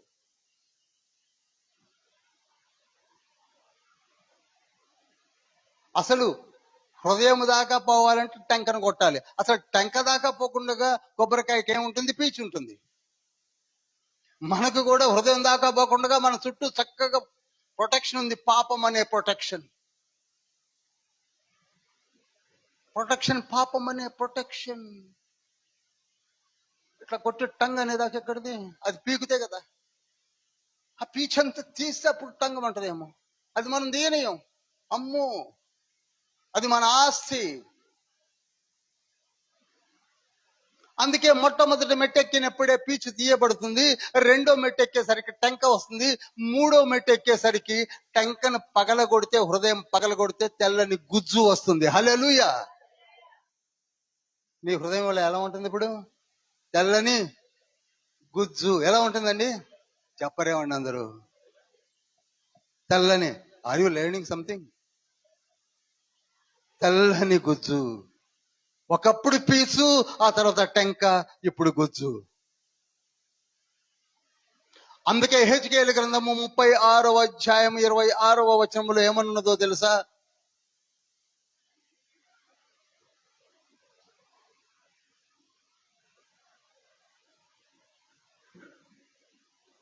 నూతన హృదయం మీకు ఇచ్చేదను, నూతన స్వభావం మీకు కలుగజేసేదను, రాతి గుండె మీలో నుండి తీసివేసి చూశారా? మాంసపు గుండెని మీకు ఇచ్చేదను. చూశారా? టంకలని తీసేసి మెత్తని గుజ్జు లాంటి హృదయాన్ని ఇస్తాడు తండ్రి. హల్లెలూయా. ప్రతిది కూడా చక్కగా ఉందండి. నువ్వు మూడో మెట్టు ఎక్కితే, నీ హృదయాన్ని ప్రభువుకి మనఃపూర్వకంగా ఇచ్చేస్తే, కొందరు రెండో మెట్టు దగ్గరనే అయిపోతారు. ఉపవాసాలు ఉండి కంట్రోల్ చేసుకున్నాం, ఎవ్రీథింగ్ ఇస్ ఫైన్ ఫైన్ అనుకుంటే అక్కడనే ఉంటారు. థర్డ్ మెట్టు ఎప్పుడు ఎక్కాలి? నీ హృదయాన్ని ఇవ్వరు.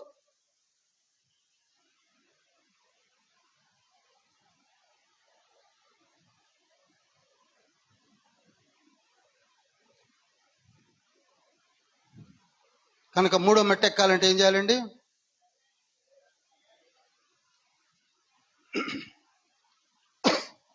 మూడో మెట్టు మనం ఎక్కాం అనగా మన హృదయాన్ని యేసయ్యకి ఇచ్చేశాం. ఇక్కడ నుంచి నీ పరిస్థితులు ఈజీ అవ్వడం మొదలు పడతాయి. చక్కగా ఇంకా ఉన్నాయని, ఇంకా 3 మెట్లే నీ ఎదురుగా ఉన్నాయి. మూడు మెట్లు. 4వ మెట్టు స్తుతించుట. చెప్పండి, అందరు చెప్పాలి. ఇది ఈజీ, 3 కష్టం. స్తుతించడం ఏముందండి, ఇక నోరు తెరిచి స్తుతించడమే కదా.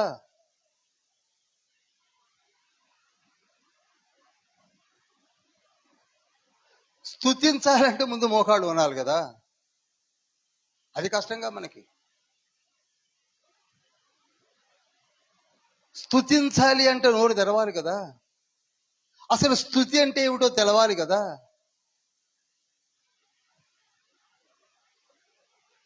ఇది తెలియచేయాలని 74 కీర్తనలు రాసి మనకు ఇచ్చిన వాడే దావీదు. హల్లెలూయా. మీరు ఏ కీర్తన దావీదు చదివినా ఆయన మొదలు పెట్టడమే స్తుతి అంటాడు. నా ప్రాణమా యెహోవాను స్తుతించమని. 103వ కీర్తన కావచ్చు, 5వ అధ్యాయం 3 నుంచి 5 వచనాలు కావచ్చు, ఒకటేమిట్లేండి, 27వ కీర్తన కావచ్చు, 26వ కీర్తన కావచ్చు. అన్ని కీర్తనలో కూడా స్తుతించాలి, స్తుతించాలి, స్తుతించాలి. ఎందుకనగా స్తుతించడము వలన తను ఏవేవి లబ్ధి పొందాడో అతనికి బాగా తెలుసు కనుక. మనం ఎందుకు స్తుతించమంటే మనం ఏమి పొందుకోలేదు కనుక స్తుతించి. నువ్వు స్తుతిస్తే నీకు దీవెనలు ఓపెన్ అవుతాయి. నువ్వు స్తుతించకపోతే తండ్రి యొద్దకు నీ యొక్క స్తుతి ఆరాధన వెళ్ళడం లేదు కనుక ఇప్పుడు ఏం చేయాలండి, మనం చెప్పాలి. అందుకే దాన్ని స్తుతి యాగము అన్నారు పెద్దలు. పాత నిబంధన కాలంలో దాన్నే నైవేద్యము అన్నారు. మనకెందుకు బ్రదర్ పాత నిబంధన అనుకోవచ్చు మీరు. నైవేద్యము ఇచ్చుట అనగా సమర్పించుట అనగా స్తుతి యాగము సమర్పించుట. స్తుతి యాగము సమర్పించాలంటే రోమీయులకు రాసిన పత్రిక 12వ అధ్యాయం 1వ వచనం అన్నారే, సజీవ యాగముగా నువ్వు సమర్పిస్తే 3 మెట్లు ఎక్కగలిగితే అప్పుడు నీకు స్తుతి ఆరంభం అవుతుంది. మీరు అనుకోవచ్చు, స్తుతితో ఏమైందండి? స్తుతితోనే ఎరుకో గోడలు కూలిపోయాయి. వాళ్ళేం బాంబులు పట్టుకొని పోలేదు, మిసైల్స్ పెట్టుకొని ఏం పేల్చలేదు, గడ్డపారలు తీసుకొని ఏం పేల్చలేదు. కేవలం స్తుతించారంతే. తండ్రి చెప్పింది ఏం చేయొద్దు మీరు, దాని చుట్టూరు తిరుగుతూ దేవానికి స్తోత్రములో స్తుతించడం మొదలు పెట్టండి అని అరిసి ఆగిపోండి అని తిరిగి చూశారు కానీ పడిపోయింది. మనము కూడా 4వ మెట్టులో ఏం నేర్చుకోవాలండి? స్తుతించండి. మోకాళ్ళు ఉన్నప్పుడు మొట్టమొదలు పెట్టాల్సిందే స్తుతి ఆరాధన. ప్రసంగం మొదలు పెట్టే ముందే దైవజనుల్ని పిలిచి స్తుతి ఆరాధన జరిగిస్తాము. అక్కడ నుంచి వచ్చిందే ప్రైజ్ అండ్ వర్షిప్ అనే ఒక గొప్ప ప్రార్థనతో లింక పైన స్తుతి యాగములు. నీ జీవితం మారిపోతుంది, నీ పరిస్థితులు మారిపోతాయి. ఎందుకు 74 కీర్తనలు దావీదు స్తుతి స్తుతి స్తుతి అని రాసుకుంటూ వచ్చాడు అనుకుంటున్నారు తెలుసా మీకు? ఎందుకనగా పెద్దగా చదువుకోని దావీదు, గొర్రెలు కాసుకుంటున్న దావీదు స్తుతించడం మొదలుపెట్టాడు కనుకనే సింహాన్ని చంపగలిగాడు. స్తుతించడం మొదలుపెట్టాడు కనుకనే గొలియాతును చంపగలిగాడు. స్తుతించడం మానలేదు కనుకనే అడవులెమ్మడి తిరిగేవాడు రాజ్యంలో తిరగడం మొదలుపెట్టాడు. స్తుతి మానలేదు కనుకనే తలపాగా చుట్టుకున్నటువంటి దావీదు రాజ మకుటమును ధరించాడు. చప్పట్లు కొట్టామండి. సద్ది పువ్వు పట్టుకొని తాడి చెట్ల కింద కూర్చొని, తాడి చెట్టు నీడెంత ఉంటది, తాడి చెట్ల కింద కూర్చొని తిన్నవాడు నిత్యుష్ట శాల్యోధనము షడ్రోపేతమైనటువంటి భోజనం తినడం మొదలు పెట్టాడు అంతఃపురంలో ఉండి. ఎండకి వానకు తడిచిపోయినటువంటి దావీదు అంతఃపురంలో ఉన్నాడు. గొర్రెలను మేపే కర్ర పట్టుకొని తిరిగిన వాడు రాజదండం పట్టుకొని తిరుగుతున్నాడు. చిరిగిపోయిన వస్త్రములు వేసుకున్నవాడు రాజవస్త్రములు ధరించి సింహాసనములో కూర్చొని ఉన్నాడు. అందుకు ఆయన స్తుతించడం మొదలు పెట్టాడు. నీ స్థితి మారినా నువ్వు స్తుతించవే, నువ్వు రావే.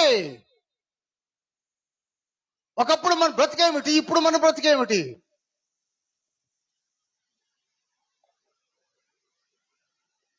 కూర్చొని స్తుతించాలనా, రెండు చేతులు పైకెత్తి స్తుతించాలనా, పడుకొని స్తుతించాలనా? అసలు నువ్వు స్తుతి మొదలు పెట్టిన ఆయన.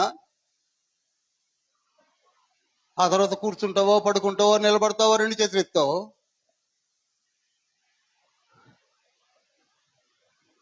40 సంవత్సరాలు ఒక గొర్రెల కాపరి. దానికి కారణం ఏంటండి?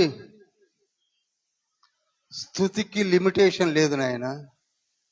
స్తుతికి వయసు పర్మిషన్ లేదు నాయన. స్తుతికి స్త్రీలే స్తుతించాలా, పురుషులు స్తుతించాలా, పిల్లలు స్తుతించాలా, నాలాంటి వృద్ధులు స్తుతించాలా, అందరూ స్తుతించవచ్చు నాయన. హల్లెలూయా, హల్లెలూయా, హల్లెలూయా.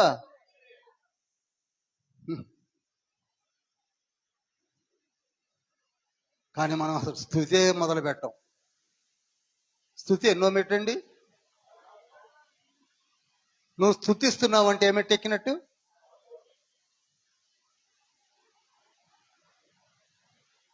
అందుకే 148వ కీర్తన ఏముంది? దేవుణ్ణి స్తుతించుడి ఎల్లప్పుడు, దేవుణ్ణి స్తుతించుడి. దేవుణ్ణి స్తుతించుడి ఎల్లప్పుడు, దేవుణ్ణి స్తుతించుడి. దావీదు, నేను రాజునయ్యానంటే స్తుతించాలని బట్టి.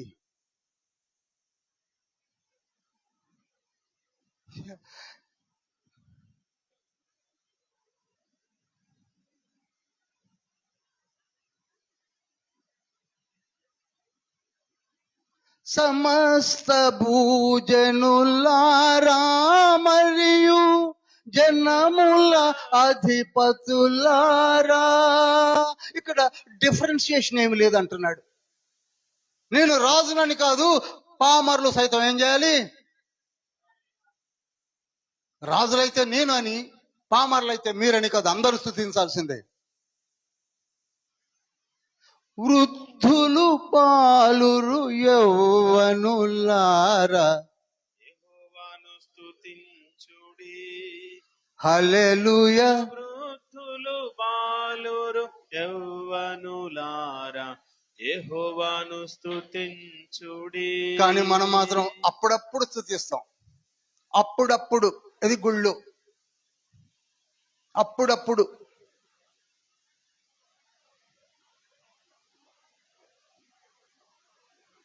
సూర్య చంద్ర తారలారా యెహోవాను స్తుతించుడి. హల్లెలూయా. సూర్య చంద్ర తారలారా యెహోవాను స్తుతించుడి. ఈ వచనం ఎందుకన్నాడు దావీదో తెలుసా?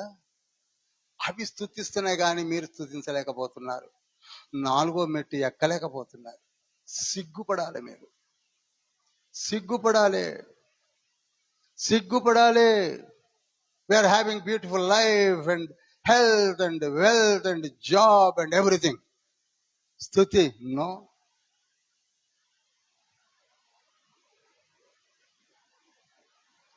సూర్యచంద్ర నక్షత్రములు సైతము స్తుతిస్తున్నాయి కానీ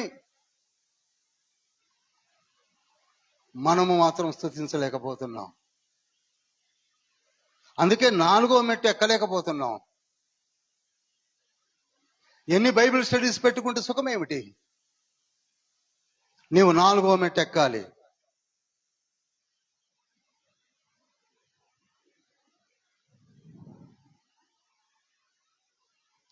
స్తుతి నైవేద్యమును సమర్పించాలి.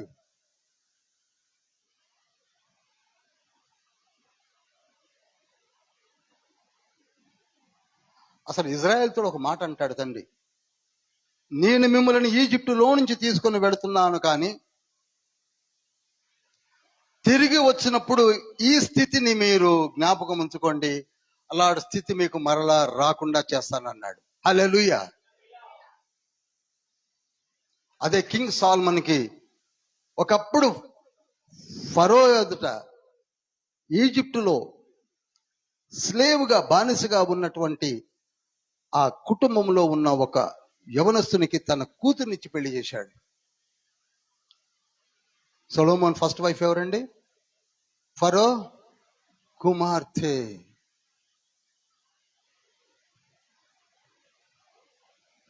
స్తుతించడము మానకుండా నీవు జీవించడం మొదలు పెడితే 4వ మెట్టులో నువ్వు బాగా బలపడతావు. మనం సేపు కూర్చొని నాకు అది ఉంది, నాకు ఇది ఉంది, నాకు ఆ బలహీనత ఉంది, నాకు ఈ బలహీనత ఉంది, అది నువ్వు ఎప్పటికే 3 మెట్లు ఎక్కావు, ఇంకా బలహీనతలు ఎక్కడి నుంచి వస్తున్నాయి? నువ్వు స్తుతించు.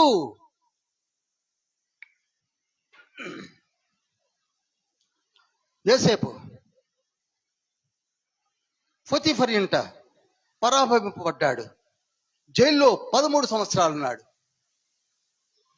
కానీ ఈ 13 సంవత్సరాలు కూడా తను స్తుతిస్తూనే కూర్చున్నాడు. తన స్థితి మారిపోయింది. స్తుతి స్థితిని మారుస్తుంది. చెప్పండి, స్తుతి స్థితిని మారుస్తుంది.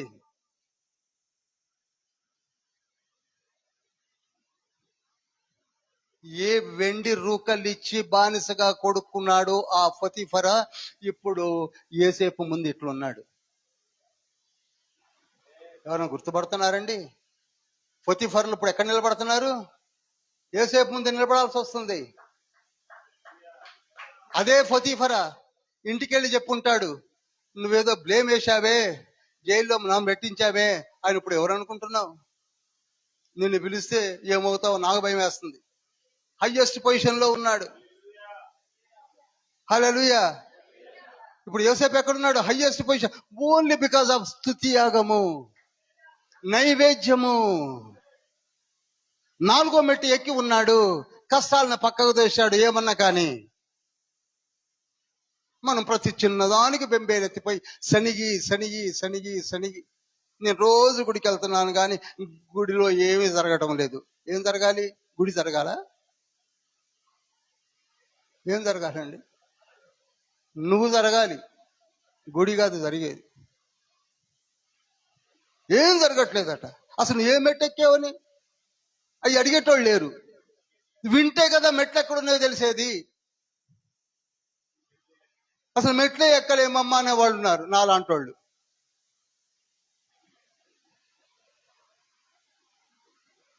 చెప్పండి, 4వ మెట్టు ఏమిటి? స్తుతికి, నైవేద్యమునకు, దీవెనలకు కొదవలేనిదే నీ స్తుతి యాగము. హల్లెలూయా. అందుకే ఆ 148వ కీర్తన పాడింది.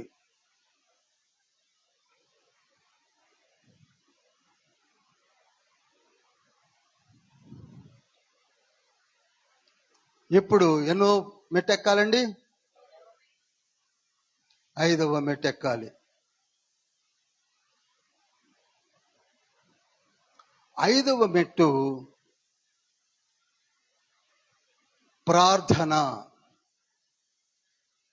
చాలా మందికి కూడా ఇంతవరకు స్తుతికి ప్రార్థనకి డిఫరెన్స్ తెలియదు. స్తుతి వేరు.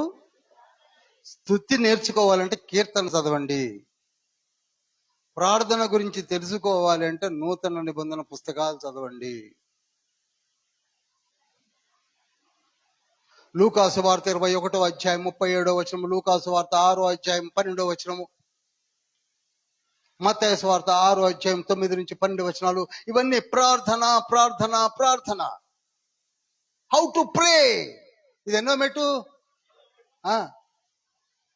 ప్రార్థన. మనం పెద్ద పెద్ద పాటలు పాడతాం ప్రార్థన గురించి. ప్రార్థన అంటాం కానీ చెయ్యం. ప్రార్థన చేసేవాడు ఉన్నాడు అంటే కేవలం 4 మెట్లు ఎక్కినోడే చేస్తాడు. అసలు ఏ మెట్టు ఎక్కినోడు ఎప్పుడు ప్రార్థన చేయడు. నిజం చెప్తున్నానండి. ఎందుకో నేను ప్రార్థన చేయట్లేదు అంటే అసలు ఏ మెట్టు ఎక్కలేదు కనుక నీకు తెలియదు. చాలా ఈజీగా తీసుకుంటాం, చాలా ఈజీగా తీసుకుంటాం. ప్రార్థన చేస్తున్నాడు ఒక వ్యక్తి అంటే 4 మెట్లు ఎక్కి ఉంటేనే 5వ మెట్లు ప్రార్థన చేస్తాడు. ఏ మెట్టు ఎక్కినోడు అసలు ప్రార్థనే చేయడు. ప్రార్థన అనగా పాత నిబంధన కాలంలో ధూపము వేయుట.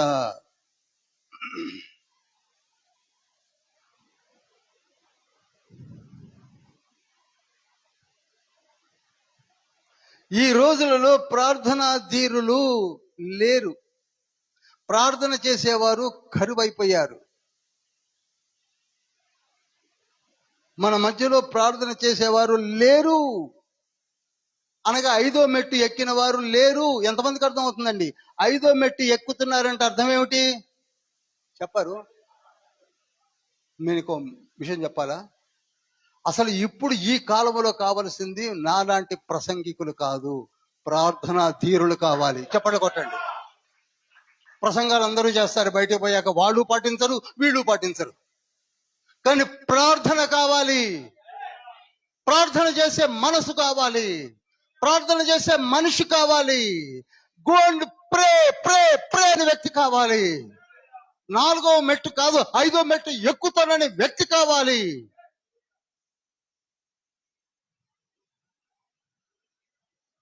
ప్రార్థన ఎందుకు బ్రదర్? నువ్వు మెట్లు ఎక్కుతాయి కదా తెలవడానికి నీకు.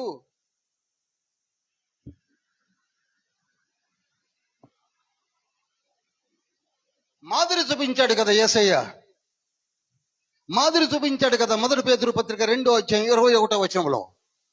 మాదిరి చూపించాడు కదా హెబ్రీ పత్రిక 5వ అధ్యాయం 7వ వచనంలో. ప్రార్థన చెయ్యండి, ప్రార్థన చెయ్యండి, ప్రార్థన చెయ్యండి.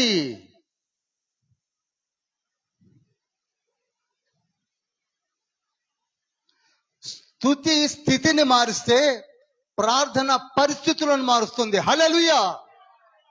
రాయండి. స్తుతి స్థితిని మారుస్తుంది, ప్రార్థన నీ పరిస్థితులను మారుస్తుంది. How long you will stay like this? నా బ్రతికింతేనా, నేను ఇంతేనా సణుక్కోవడం కాదు కావాల్సింది, ప్రార్థన.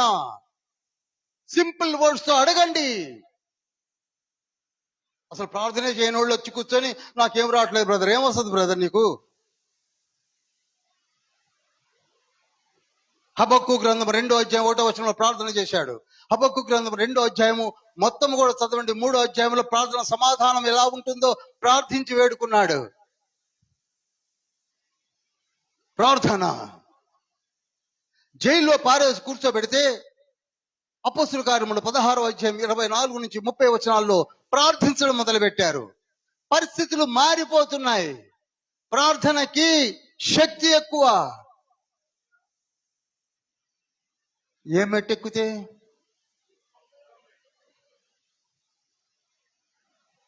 మొట్టమొదటి మెట్టు ఎక్కకుండా నిలబడ్డ వాడిగా 5వ మెట్టు సంగతి ఏమర్థమవుతుంది చెప్పండి.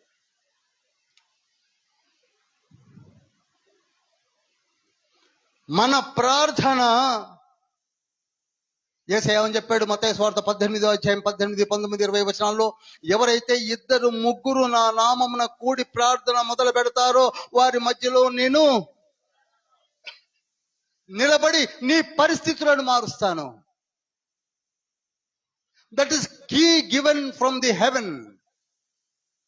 పరలోకం నుండి నీకు అనుగ్రహించబడిన తాళపు చెవి ప్రార్థన.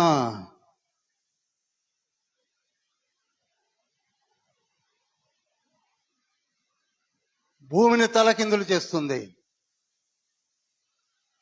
పరలోకాన్ని సైతం కదిలించి వేస్తుంది. అపోస్తుల కార్యములో 4వ అధ్యాయం 31వ వచనము, వారందరూ ఏక మనసుతో ప్రార్థన చేయగా వారు కూర్చున్న రూము గది కంపించిందట. The power of prayer.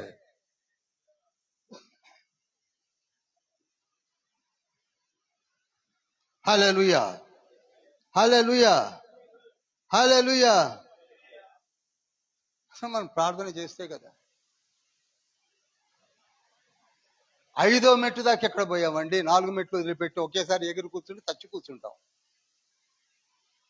తండ్రి అని నే పిలువగా తనయుడాని తాన్ పల్కును ఆదుకొనును అన్ని వేళలా కన్నీరంతయు తుడిచివేయును ఆదుకొనును అన్ని వేళలా కన్నీరంతయు తుడిచివేయును.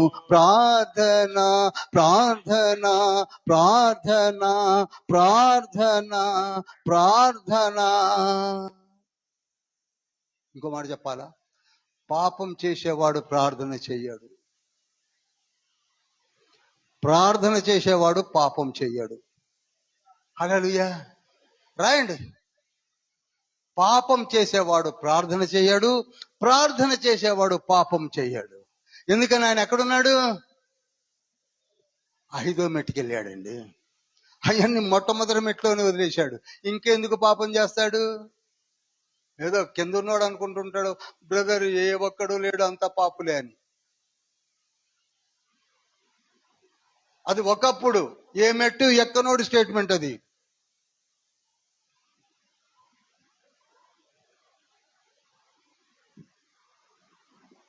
నా టైం ఓన్లీ 2 minutes చూపిస్తుంది,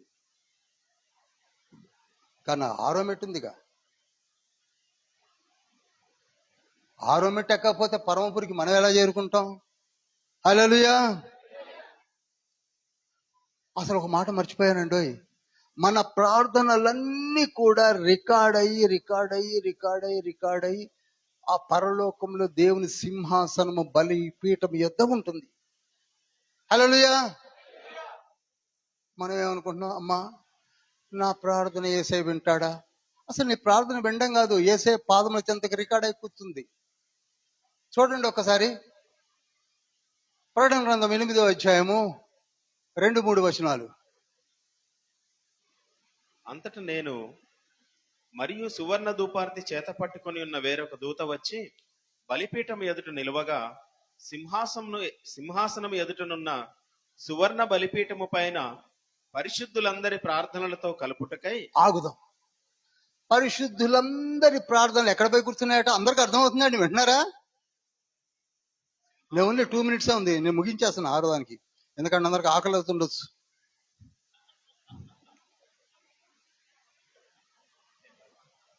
మన ప్రార్థనలన్నిటినీ కూడా సువర్ణ ధూపార్తిలో కలిపి, అంటే మన ప్రార్థనలకున్న వెయిట్ ఏంటో చూడండి. The weightage of your prayer in the heaven of heavens.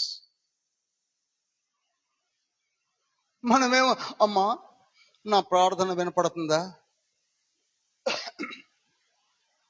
నీవు చేసే ఒంటరి ప్రార్థన ఎక్కడికి పోకుండా ఉంటుందని ఎందుకు అనుకుంటున్నావు? తండ్రి చెప్తున్నాడు. ప్రకటన గ్రంథం 5వ అధ్యాయం 8వ వచనంలో ఏముందో చూడండి. చక్కటి రెఫరెన్స్లు ఉన్నాయి. ఆయన దానిని తీసుకొనినప్పుడు ఆ 4 జీవులను వీణలను ధూపద్రవ్యములతో నిండిన సువర్ణ పాత్రలను పట్టుకొని ఉన్న ఆ 24 పెద్దలను ఆ గొర్రెపిల్ల ఎదుట సాగిలపడిరి. ఈ పాత్రలు పరిశుద్ధుల ప్రార్థనలు. అబ్బా హల్లెలూయా. హల్లెలూయా. పాత్రలు నిండే నింపుకొని ఉన్నారు కదండి మన ప్రార్థనలను. మనం చెయ్యము, లేవు. చక్కటి నేర్చుకున్నామండి, వాటిదే అది లేదు బ్రదర్. పరలోకములు బలిపీఠములు మన ప్రార్థనలు కలిపిన తర్వాత బలిపీఠములో నుండి అగ్ని కణములను తీసి అందులో వేసి భువి పైన కుమ్మరించగా పురుగులను మెరుపులను పుట్టెను అని 8వ అధ్యాయం 4-5-6 వచనాల్లో ఉంది. అనగా మన పవర్, మన ప్రార్థన శక్తి ఎంత ఉంది చెప్పండి. హల్లెలూయా, హల్లెలూయా, హల్లెలూయా. గట్టిగా చప్పట్లు కొట్టండి.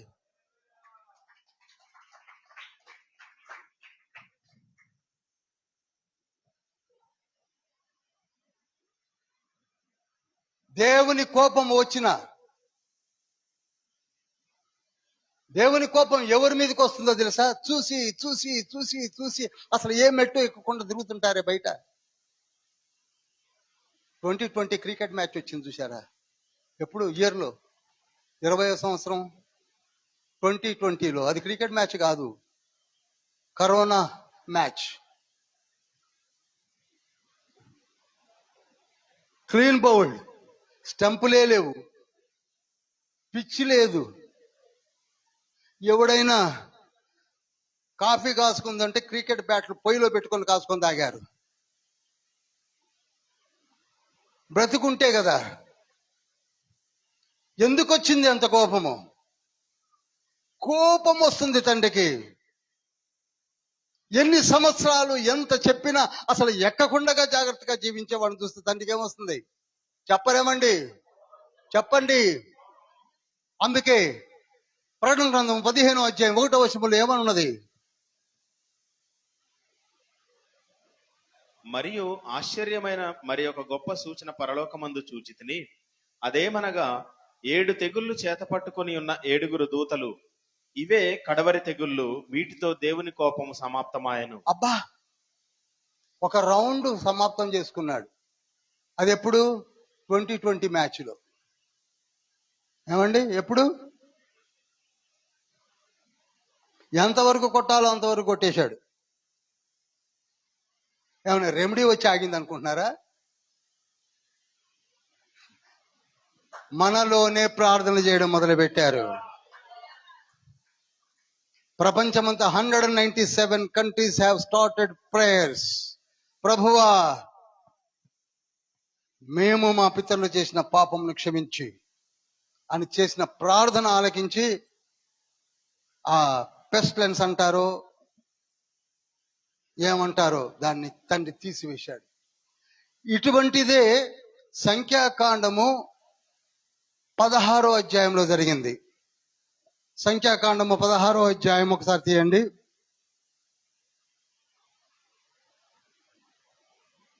సంఖ్యాకాండము 16వ అధ్యాయము 45వ వచనము. క్షణములో నేను వారిని నశింపచేయుదునని మోషేకు సెలవీయగా. వినండి, ఎవరంటున్నారు? క్షణములో వారిని నశింపజేస్తానన్నది ఎవరు? 2020లో అన్నది ఎవరు? దేవుడే. అప్పుడు అన్నాడు. అనగా మోషే వెంటనే అహరోనా ఎక్కడా? ఎవరిని పిలుస్తున్నాడు? అహరోను పిలుస్తున్నాడు. 2020లో ప్రపంచాన్ని ఎవరిని పిలిచింది? ప్రార్థన ధీరులను పిలిచారు. లెండి ప్రార్థన చేయండి అని. అప్పుడు వెంటనే చూడండి, మోషే అంటున్నాడు 46వ వచనంలో, అప్పుడు మోషే నీవు ధూపార్తిని తీసుకొని బలిపీఠపు నిప్పులతో నింపి ధూపము వేసి వేగముగా సమాజమునొద్దకు వెళ్లి వారి నిమిత్తం ప్రాయశ్చిత్తం చేయుము. కోపము యెహోవా సన్నిధి నుండి బయలుదేరును.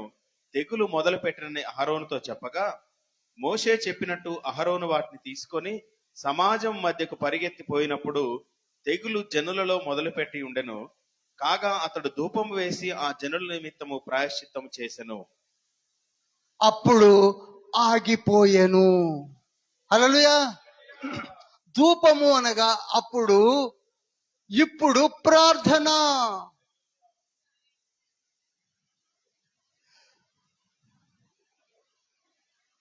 అసలు మన ఇంటినే చీకటి చుట్టుకొని కూర్చుంటే మనం ఎక్కడ ప్రార్థన చేస్తున్నాము? లెమ్ము తేజరిల్లుము, చూడుము భూమిని చీకటి కమ్ముచున్నది అని 60వ యెషయా గ్రంథములో ఉంటేనే మనం లేవమాయ.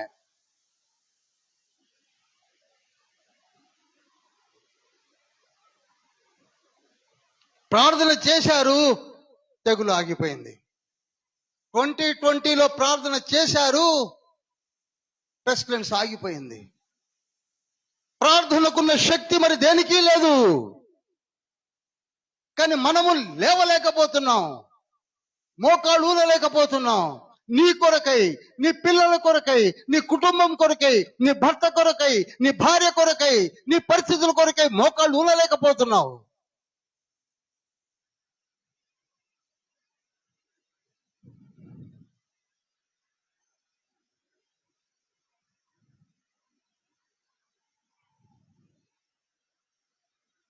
ఎన్ని మెట్లు ఎక్కామండి? ఇక 6వ మెట్టుకి వచ్చేస్తున్నాను. ఓపిక పట్టండి, జస్ట్ 10 minutes. ఆరో మెట్టు ఏమిటో తెలుసా? యథార్థ జీవితము. ఇక్కడనే చాలా మంది తప్పిపోతున్నారు. తండ్రి ఆరో మెట్టు దగ్గర బాగా చూస్తుంటాడు ఇలా. ఇప్పుడు 5 మెట్లు ఎక్కాడు, ఆరో మెట్టు దగ్గరికి వచ్చేసరికి కొమ్ములు వస్తాయి. కొమ్ములు అంటే ఏ కొమ్ములు అనుకుంటున్నారు? గర్వము. సామెతలు 16:18, ప్రకటన గ్రంథం 12వ అధ్యాయం 4వ వచనం, ప్రకటన గ్రంథం 13వ అధ్యాయం 1-2 వచనాలు, ప్రకటన గ్రంథం 13వ అధ్యాయం 11వ వచనం. ఏమొస్తాయండి? చెప్పరేమండి? కొమ్ములు, గర్వం. అఫ్ఫో, 4 ముక్కలు తెలిస్తే నాకు తెలిసినంత ఎవడికి తెలియదు అనుకుంటారు. ఆడి మొఖం వాడికేమొచ్చు అంటారు, వీడికేమొచ్చు అంటారు. నీ యథార్థత ఏమిటి? గొప్ప గొప్ప దైవజనుల్ని క్రిటిసైజ్ చేసేస్తారు. 21 రోజు ఉపవాసం ఉండి ప్రార్థన చేసిన దైవజనుడిని వీడు ఏ మాత్రం కూడా టిఫిన్ కూడా స్కిప్ చేయనోడు అంటాడు. దాందే ఉంది బ్రదర్, ఒక్క పూట ఉండమనండి, ఒక్క పూట.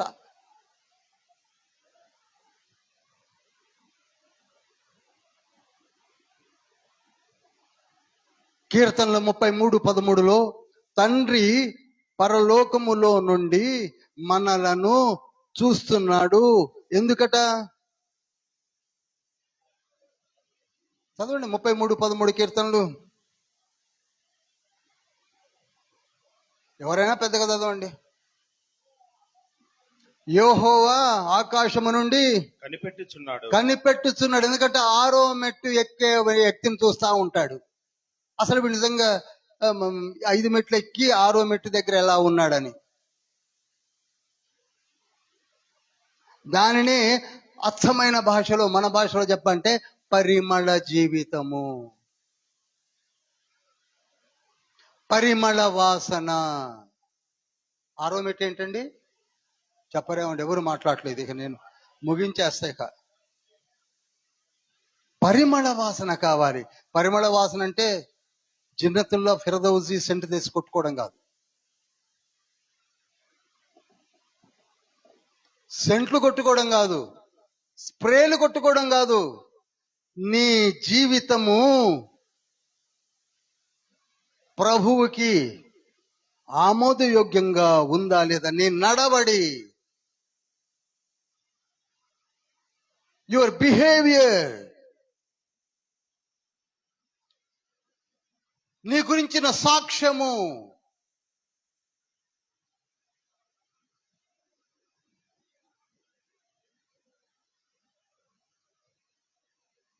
రెండవ రాజుల గ్రంథము 4వ అధ్యాయం 4వ వచనం 5వ వచనంలో ఒక స్త్రీ ఎలీషా గురించి సాక్ష్యం ఇస్తుంది. చూడండి, చదవండి. అప్పుడు నీవు నీ ఇంటిలోనికి వచ్చి నీవును నీ కుమారులను లోపల నుండి తలుపు మూసి ఆ పాత్రలన్నిటిలో నూనె పోసి నిండినవి ఒక తట్టున ఉంచుమని ఆమెతో సెలవీయగా ఆమె అతని యొద్ద నుండి పోయి నానును కుమారులను లోపల నుండి తలుపు మూసుకొని కుమారులు తెచ్చిన పాత్రలలో నూనె పోసెను. ఒక్క నిమిషం 1 మినిట్. 9వ వచనం సార్. కాగా ఆమె తన పెనిమిటిని చూచి మన యొద్దకు వచ్చుచూ పోవుచున్నవాడు భక్తి గల దైవజనుడని నేను ఎరుగుదును. చూడండి, ఒక స్త్రీ ఎలీషా గురించి సాక్ష్యం ఇస్తుంది 4:8 and 9. భర్తతో చెప్తుంది. ఇప్పుడు మన గురించి మరి బయట ఏమని చెప్పుకుంటున్నారో అది నిజమైన సాక్ష్యము. యేసుక్రీస్తు ప్రభు వారు కూడా అంటాడు, నా సాక్ష్యము వేరు అంటాడు. యోహాను సువార్త 5వ అధ్యాయం 37-38 వచనాల్లో. 5:37-38.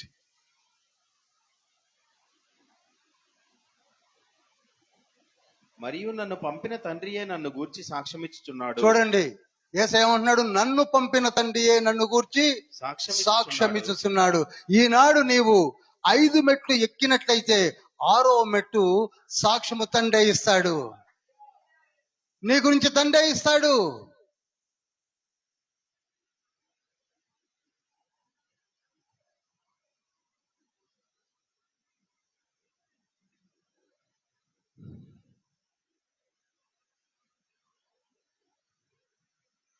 మన సాక్ష్యం ఎలా ఉందో ఒక్కసారి ఆలోచించుకోవాలి. అంతేగాని బయట వాడు ఒక త్రాష్టుడు, ఒక వ్యర్థమైన వాడు, వాడు పనికి మాలిన వాడు, వాడు తాగుబోతు, వాడు వ్యభిచారి, వాడు ఎందుకు పనికిరాడన్న సాక్ష్యం కాదు కావాల్సింది. సాక్ష్యపు సువాసన కావాలి.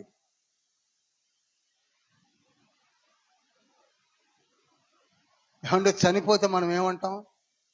కీర్తిశేషులు అంటాం కదా, కానీ సాక్షి శేషుడు అనాలి. హల్లెలూయా. వీరికి సాక్ష్యం ఉన్నదని చెప్పాలి. చనిపోయిన వాడు మంచి సాక్ష్యము కలిగినటువంటి శేషించిన వాడు అని చెప్పాలి. అందుకే ప్రసంగి గ్రంథం 7వ అధ్యాయం 1వ వచనంలో సుగంధ తైలము కంటే మంచి పేరు మేలు, మంచి సాక్ష్యము కావాలి.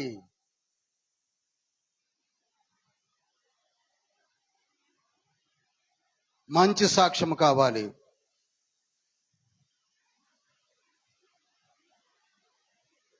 దేవుని కోపము మన మీదకి రాకుండా చూసుకోవాలి. దేవుని కోపం ఎప్పుడు వస్తుందో నేను చెప్పాను. ఎప్పుడు వస్తుందండి? ఏ మెట్టు ఎక్కకపోతే. అర్థమైందండి? ఇంకా ఏ మెట్టు ఎక్కనోళ్ళు ఉన్నారేమో ఆలోచించండి. 4 సంవత్సరాలు బైబిల్ స్టడీ జరిగిపోయిందని పండగ చేసుకుంటున్నా మనము ఆలోచించవలసింది, ఏ మెట్టు ఎక్కకుండా కూర్చున్నామేమో. తన్ని పిలుస్తున్నాడు, నువ్వు 6 మెట్లు ఎక్కువ చాలు, 7వ మెట్టు దగ్గర నేను నిలబడి ఉంటాను. హల్లెలూయా, హల్లెలూయా. నేను మీ కొరకే దిగి వచ్చిన తండ్రిని. నేను వచ్చింది ఈ విషయాలు చెప్పడానికే. నేను వచ్చింది ఈ విషయాలు మీకు వల్లించి వర్ణించి సాధించి చెప్పి వెళ్ళాలని వచ్చాను. దాన్నే రేపు గుడ్ ఫ్రైడేగా మనము ఆచరించబోతున్నాం.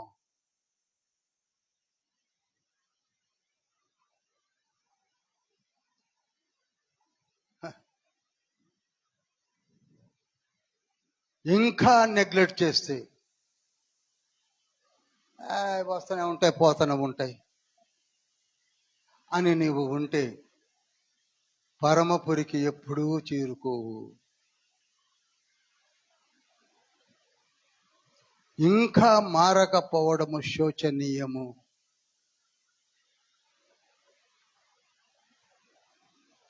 కనుక ఎంతమంది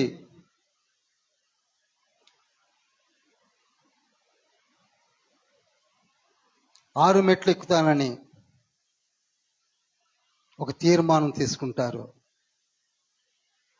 వారు ధన్యులు, ధన్యులు, ధన్యులు. పరమపురికి మార్గమతడే, మరణమైన మరియ సుతుడే. పరమపురికి మార్గమతడే, మరణమైన మరియ సుతుడే. మృతిని గెల్చిన మహిమరేడు, మృతిని గెల్చిన మహిమరేడు. మరలవచ్చును మరలి చూడు, మరలవచ్చును మరలి చూడు. యేసుదేవా నీదురాక లోకమంతా వెలుగురేక, రోత బ్రతుకే పశువుల పాక, మారెను ప్రార్థన ధూపవేదిక, మారెను ప్రార్థన ధూపవేదిక. యేసుదేవా నీదు రాక లోకమంతా వెలుగురేక. చివరి వచనం లూకాసు వార్త 12వ అధ్యాయం 35వ వచనం. అందరూ చదవండి. చివరి వచనము లూకా 12:35. అందరూ మీ తీసి నడుమును పెట్టండి, కట్టుకొని ఉండుడి. అందరూ తీసి పెట్టుకోండి. అందరూ మొట్టమొదటగా లూకాసు వార్త నేను కూడా తీస్తున్నాను. 12వ అధ్యాయము 35వ వచనము. మీ నడుములను కట్టుకొని ఉండుడి. మన వినండి, ఒక్క నిమిషం. మన నడుములను కట్టుకోవాలంటే 1 నుంచి 6 స్టెప్స్ లో దేనేని కట్టుకోవాలో, దేనేని బంధించాలో కూడా తండ్రి చెప్పాడు. దాన్ని బంధించమని చెప్పాడు. తర్వాత ఏం చేయమన్నాడు? మీ దీపములు అది. ఇప్పుడు మనమందరము కూడా 6 మెట్లు ఎక్కామంటే నువ్వు వెలిగించబడిన దివ్యవు. నువ్వు నిజంగా వెలిగించబడితే ఇంకొక దీపాన్ని వెలిగించగలవు. ఉట్టి కొవ్వొత్తులు పట్టుకొని తిరిగితే సుఖమే ఉందండి. జ్యోతిగామము చేయుము దేవా అని పాట పాడితే కుదరదు. అసలు వెలిగింపేది ఆ జ్యోతి వెలుగుతే కదా. ఉట్టి క్యాండిల్ అది. కానీ వెలిగించబడ్డ క్యాండిల్ ఇంకొక క్యాండిల్ని యోహాను సువార్త 8వ అధ్యాయము 12వ వచనంలో, నేను లోకమునకు వెలుగై ఉన్నాను కనుక ఓ వ్యభిచారంలో పట్టబడ్డ స్త్రీ, నీవు కూడా ఇప్పుడు వెలిగించబడ్డావు కనుక నీవు సమాధానము కలదానవై పాపము చేయక వెళ్ళి ఈ నిత్యరాజ సువార్తను ప్రకటించి ఇంకొకరిని వెలిగించుకో అని చెప్పాడు. హల్లెలూయా.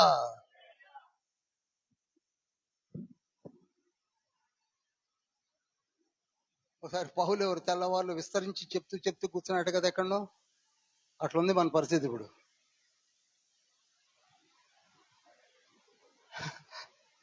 ఎవరో జోగి పడిపోయాడు ఐతుకు. అట్లుంది. ఈ రోజు తండ్రి 6 అద్భుతమైన మెట్లు ఇచ్చాడు. ముగించేస్తున్నాను. చెప్పండి. మొదటి మెట్టు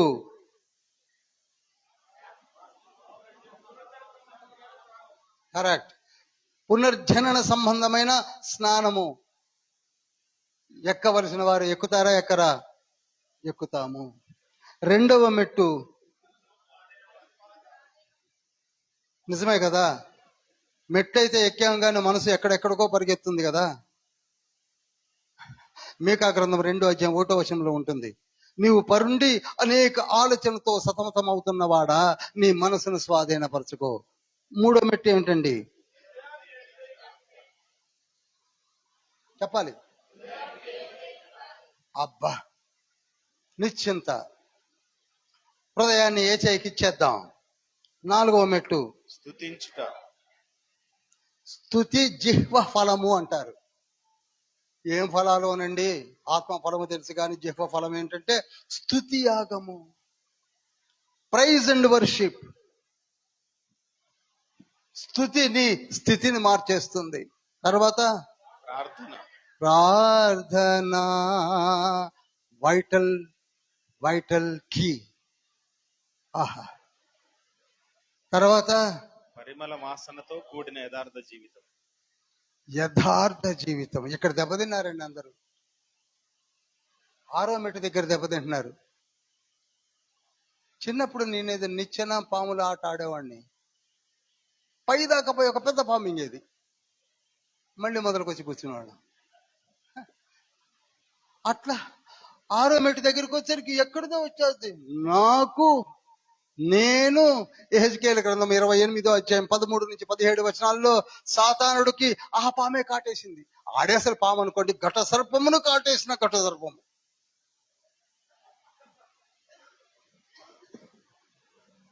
ఎక్కడికి వచ్చి పడ్డాడు? ఒక్కటే ఒక తన్నుదంతే. యెషయా గ్రంథము 14వ అధ్యాయం 17వ వచనంలో ఒక మూలన వచ్చి పడితివే.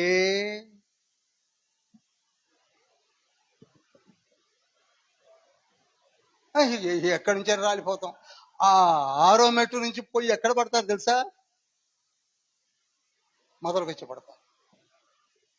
నేను మరలా చెప్తున్నాను, 4 సంవత్సరాల కంప్లీషన్ లో తండ్రి పరమపురికి 6 మెట్లు ఇంకా అర్థం కాక అట్నే ఉన్నట్లయితే నేనేమి చేయలేను.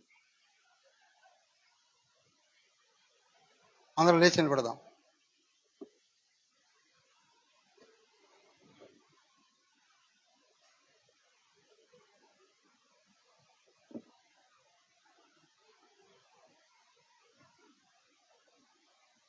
అందరం రెండు చేతులు పైకెత్తి, అయిపోయిందండి, జస్ట్ 5 minutes క్లోజ్ చేసేస్తున్నాను. ప్రభువా, మీరు నాతో సూటిగా మాట్లాడారు. 6 మెట్లను ఎక్కమన్నారు. 6 మెట్లు మేము ఎక్కడానికి సిద్ధంగా ఉన్నాం. మా ఒడిదుడుకులను తీసివేయండి. పునర్జనన సంబంధమైన బాప్తిస్మము పొందితేనే కాని పరలోక రాజ్యములోనికి రాలేమని ప్రకటన గ్రంథం 22 కూడా మీరు చెప్పారు. అవును తండ్రి. ప్రకటన గ్రంథం 7:13-14 కూడా చెప్పారు. అవును ప్రభువా, మేము మొట్టమొదటి మెట్టు ఎక్కేస్తున్నాము. 2వ మెట్టులోనికి వచ్చేసరికి మీరు మాకు మనస్సును మార్చుకోమని చెప్పారు. ఆ మనస్సు అనే దానికి నడుముకు ఒక దట్టిని కట్టి లాగి మేము ఉపవాసమని దీక్షతో కంట్రోల్లోకి తీసుకుని వస్తున్నాము తండ్రి. ఆ విధంగా 6 మెట్లు ఎక్కబోతున్నాము. స్తుతి యాగము చేస్తాము. మమ్మల్ని మేము తగ్గించుకుంటాము. మీరు అందుకే మత్తయి సువార్త 24:12 మిమ్మును మీరు తగ్గించుకొనుడి, అప్పుడు హెచ్చించబడుదురు అన్నారు. గర్వము ఎదుగుదలకు నాశనకారి అని తెలుసుకున్నాము. గర్వము పతనమునకు మూలమని తెలుసుకున్నాము. గర్వాంధులై పడిపోయినటువంటి సాతాను యొక్క కార్యములను కూడా మేము తెలుసుకున్నాం. 6 మెట్లు మేము ఎక్కడానికి సిద్ధంగా ఉన్నాం. ఎక్కిన వారు మా మధ్యలో ఉన్నారు. ఎక్కడానికి సిద్ధంగా ఉన్నవారు మా మధ్యలో ఉన్నారు. ఇంకా ఎక్కాలా వద్దా అని ఆలోచించేవారు కూడా మా మధ్యలో ఉన్నారు. ఈ 4 సంవత్సరాల బైబిల్ స్టడీలో 6 మెట్లు ఎక్కడానికి సిద్ధంగా ఉన్నవారు మీరే చెప్తున్నారు. వెలిగించబడిన దివ్యలు ధన్యులు, ధన్యులు, ధన్యులు. 2 చేతులు పైకెత్తి మీ తీర్మానాలు యేసయ్యకి తెలియజెప్పండి. చేరీతి నీ పాదం నా యేసయ్యా, చిగురింప చేయుము నా జీవితం. అందరం చేరీతి నీ పాదం నా యేసయ్యా, చిగురింప చేయుము నా జీవితం.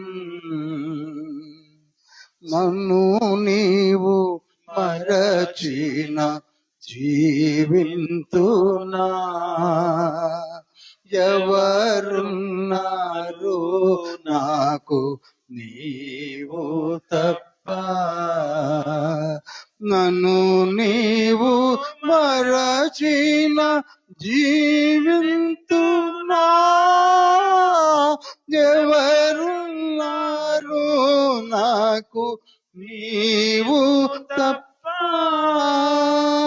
చేరి నీ పాదం నా యేసయ్యా, చిగురింప చేయుము నా జీవితం. చిగురింప చేయుము నా జీవితం. దేవా, మీ పాదము చెంతకు వచ్చి ప్రార్థించిన మా పెదవులను బట్టి, 2 చేతులు ఇచ్చి ప్రార్థించిన మా ప్రార్థనను బట్టి, 6 మెట్లు ఎక్కుటకు సిద్ధంగా ఉన్న సంఘమును బట్టి, ఈ వాక్కులు వింటున్నటువంటి ప్రతి ఒక్కరూ కూడా 6 steps ఎక్కినప్పుడు 7వ మెట్టు దగ్గర మీరు మమ్మలను తప్పిపోయిన కుమారుని కౌగిలించిన రీతిలో కౌగిలించుకొని చేతికి ఉంగరమును పెట్టి ప్రశస్తమైన వస్త్రములు ధరింపచేసి, నా తప్పిపోయిన కుమారుడు నా దగ్గరికి వచ్చి ఉన్నాడు, పరలోకమా ఆనందించండి, పరలోకపు దూతలారా కేరింతలు కొట్టండి, ఈ కుమారుడు నా దగ్గరికి వచ్చి ఉన్నాడు. హల్లెలూయా, హల్లెలూయా, హల్లెలూయా, హల్లెలూయా, హల్లెలూయా. గొప్ప పండుగ జరగబోతుంది. ఆ పండుగ మనల్ని బట్టి, మన జీవితాలను బట్టి. అందుకే ఒక్క మాట అందాం. యేసయ్యా నీవు నాకు కావాలి, యేసయ్యా నీవు నాకు కావాలి, యేసయ్యా నేను 6 మెట్లు ఎక్కుతాను, 6 మెట్లు ఎక్కుతాను యేసయ్యా. 7వ మెట్టుతో మీరు నన్ను పరలోక రాజ్యములోనికి తీసుకొని వెళ్ళండి యేసయ్యా, మా కుటుంబాలను దీవించండి యేసయ్యా. 4 సంవత్సరాలు బైబిల్ స్టడీ జరిగించినటువంటి వైకేపీ మందిరంలో ఇందు నిమిత్తమై వ్యయ ప్రయాసలకు లోని ఏర్పాటు చేసినటువంటి సంఘ ఎగ్జిక్యూటివ్ కమిటీని బట్టి తక్కది తర్ఫీదులో నడిపిస్తూ బలపరిచినటువంటి సంఘ కాపరిని బట్టి, ఉమెన్ ఫెలోషిప్ని బట్టి, యూత్ ఫెలోషిప్ని బట్టి మీ బంగారు పాదముల ముద్దుడి ఏ దినమున గొప్ప కార్యములు ధరించి 4 వసంతములు కాచి కాపాడి 5వ సంవత్సరములోనికి కాలెడుతున్న సమరములో మీరే మాతో ముందు మాట్లాడండి. ఇంకా 22 పుస్తకాలు ఉన్నాయి తండ్రి. ఆరోగ్యాన్ని ఇవ్వండి. సంఘములో నుండి అనేకులు అలనాడు అపోస్తుల కార్యములో బయటికి వెళ్ళినట్లుగా నడిపించండి. ఆత్మకార్యములు జరిగించండి ప్రభువా. దీవించండి ప్రభువా. ప్రతి బిడ్డతో మీరు మాట్లాడండి తండ్రి. ప్రతి బిడ్డపై మీ చేతిని ఉంచి ఇప్పుడే ఆశీర్వదించండి ప్రభువా. యవనస్తులకు, మరి ముఖ్యంగా యవనస్తులు హృదయాలు కోతి వలె, కుక్క వలె ఎక్కడికెక్కడికో పరిగెత్తుతున్నటువంటి ఆ కోతులను, కుక్కలను కంట్రోల్లోనికి తేవాలంటే వాక్యమనే తాడుతో కట్టివేయండి ఆ మనస్సులను తండ్రి. వాక్యమనే తాడుతో యవనస్తులను కట్టివేయండి ప్రభువా. మమ్మలందరినీ కూడా పరలోక రాజ్యములోనికి నడిపించమని, మా కొరకే సిద్ధపరిచినటువంటి ఆహారమును దీవించమని, ప్రతి ఒక్కరిని పాలు పొంతులు పొందిన బిడ్డను మీ ఆశీర్వచన దీవెనతో కుమ్మరించమని యేసయ్య ప్రశస్త నామములో అతివింత వేడుకుంటున్నాం పరమ తండ్రి. ఆమెన్. పరలోకమందున్న మా తండ్రి, నీ రాజ్యము వచ్చును గాక.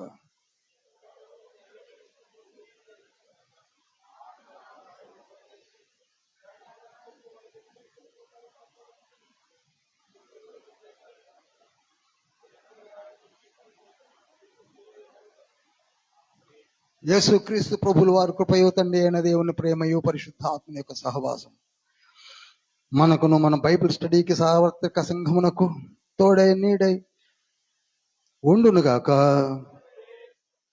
కొన్ని అనౌన్స్మెంట్స్, ఓట్ ఆఫ్ థ్యాంక్స్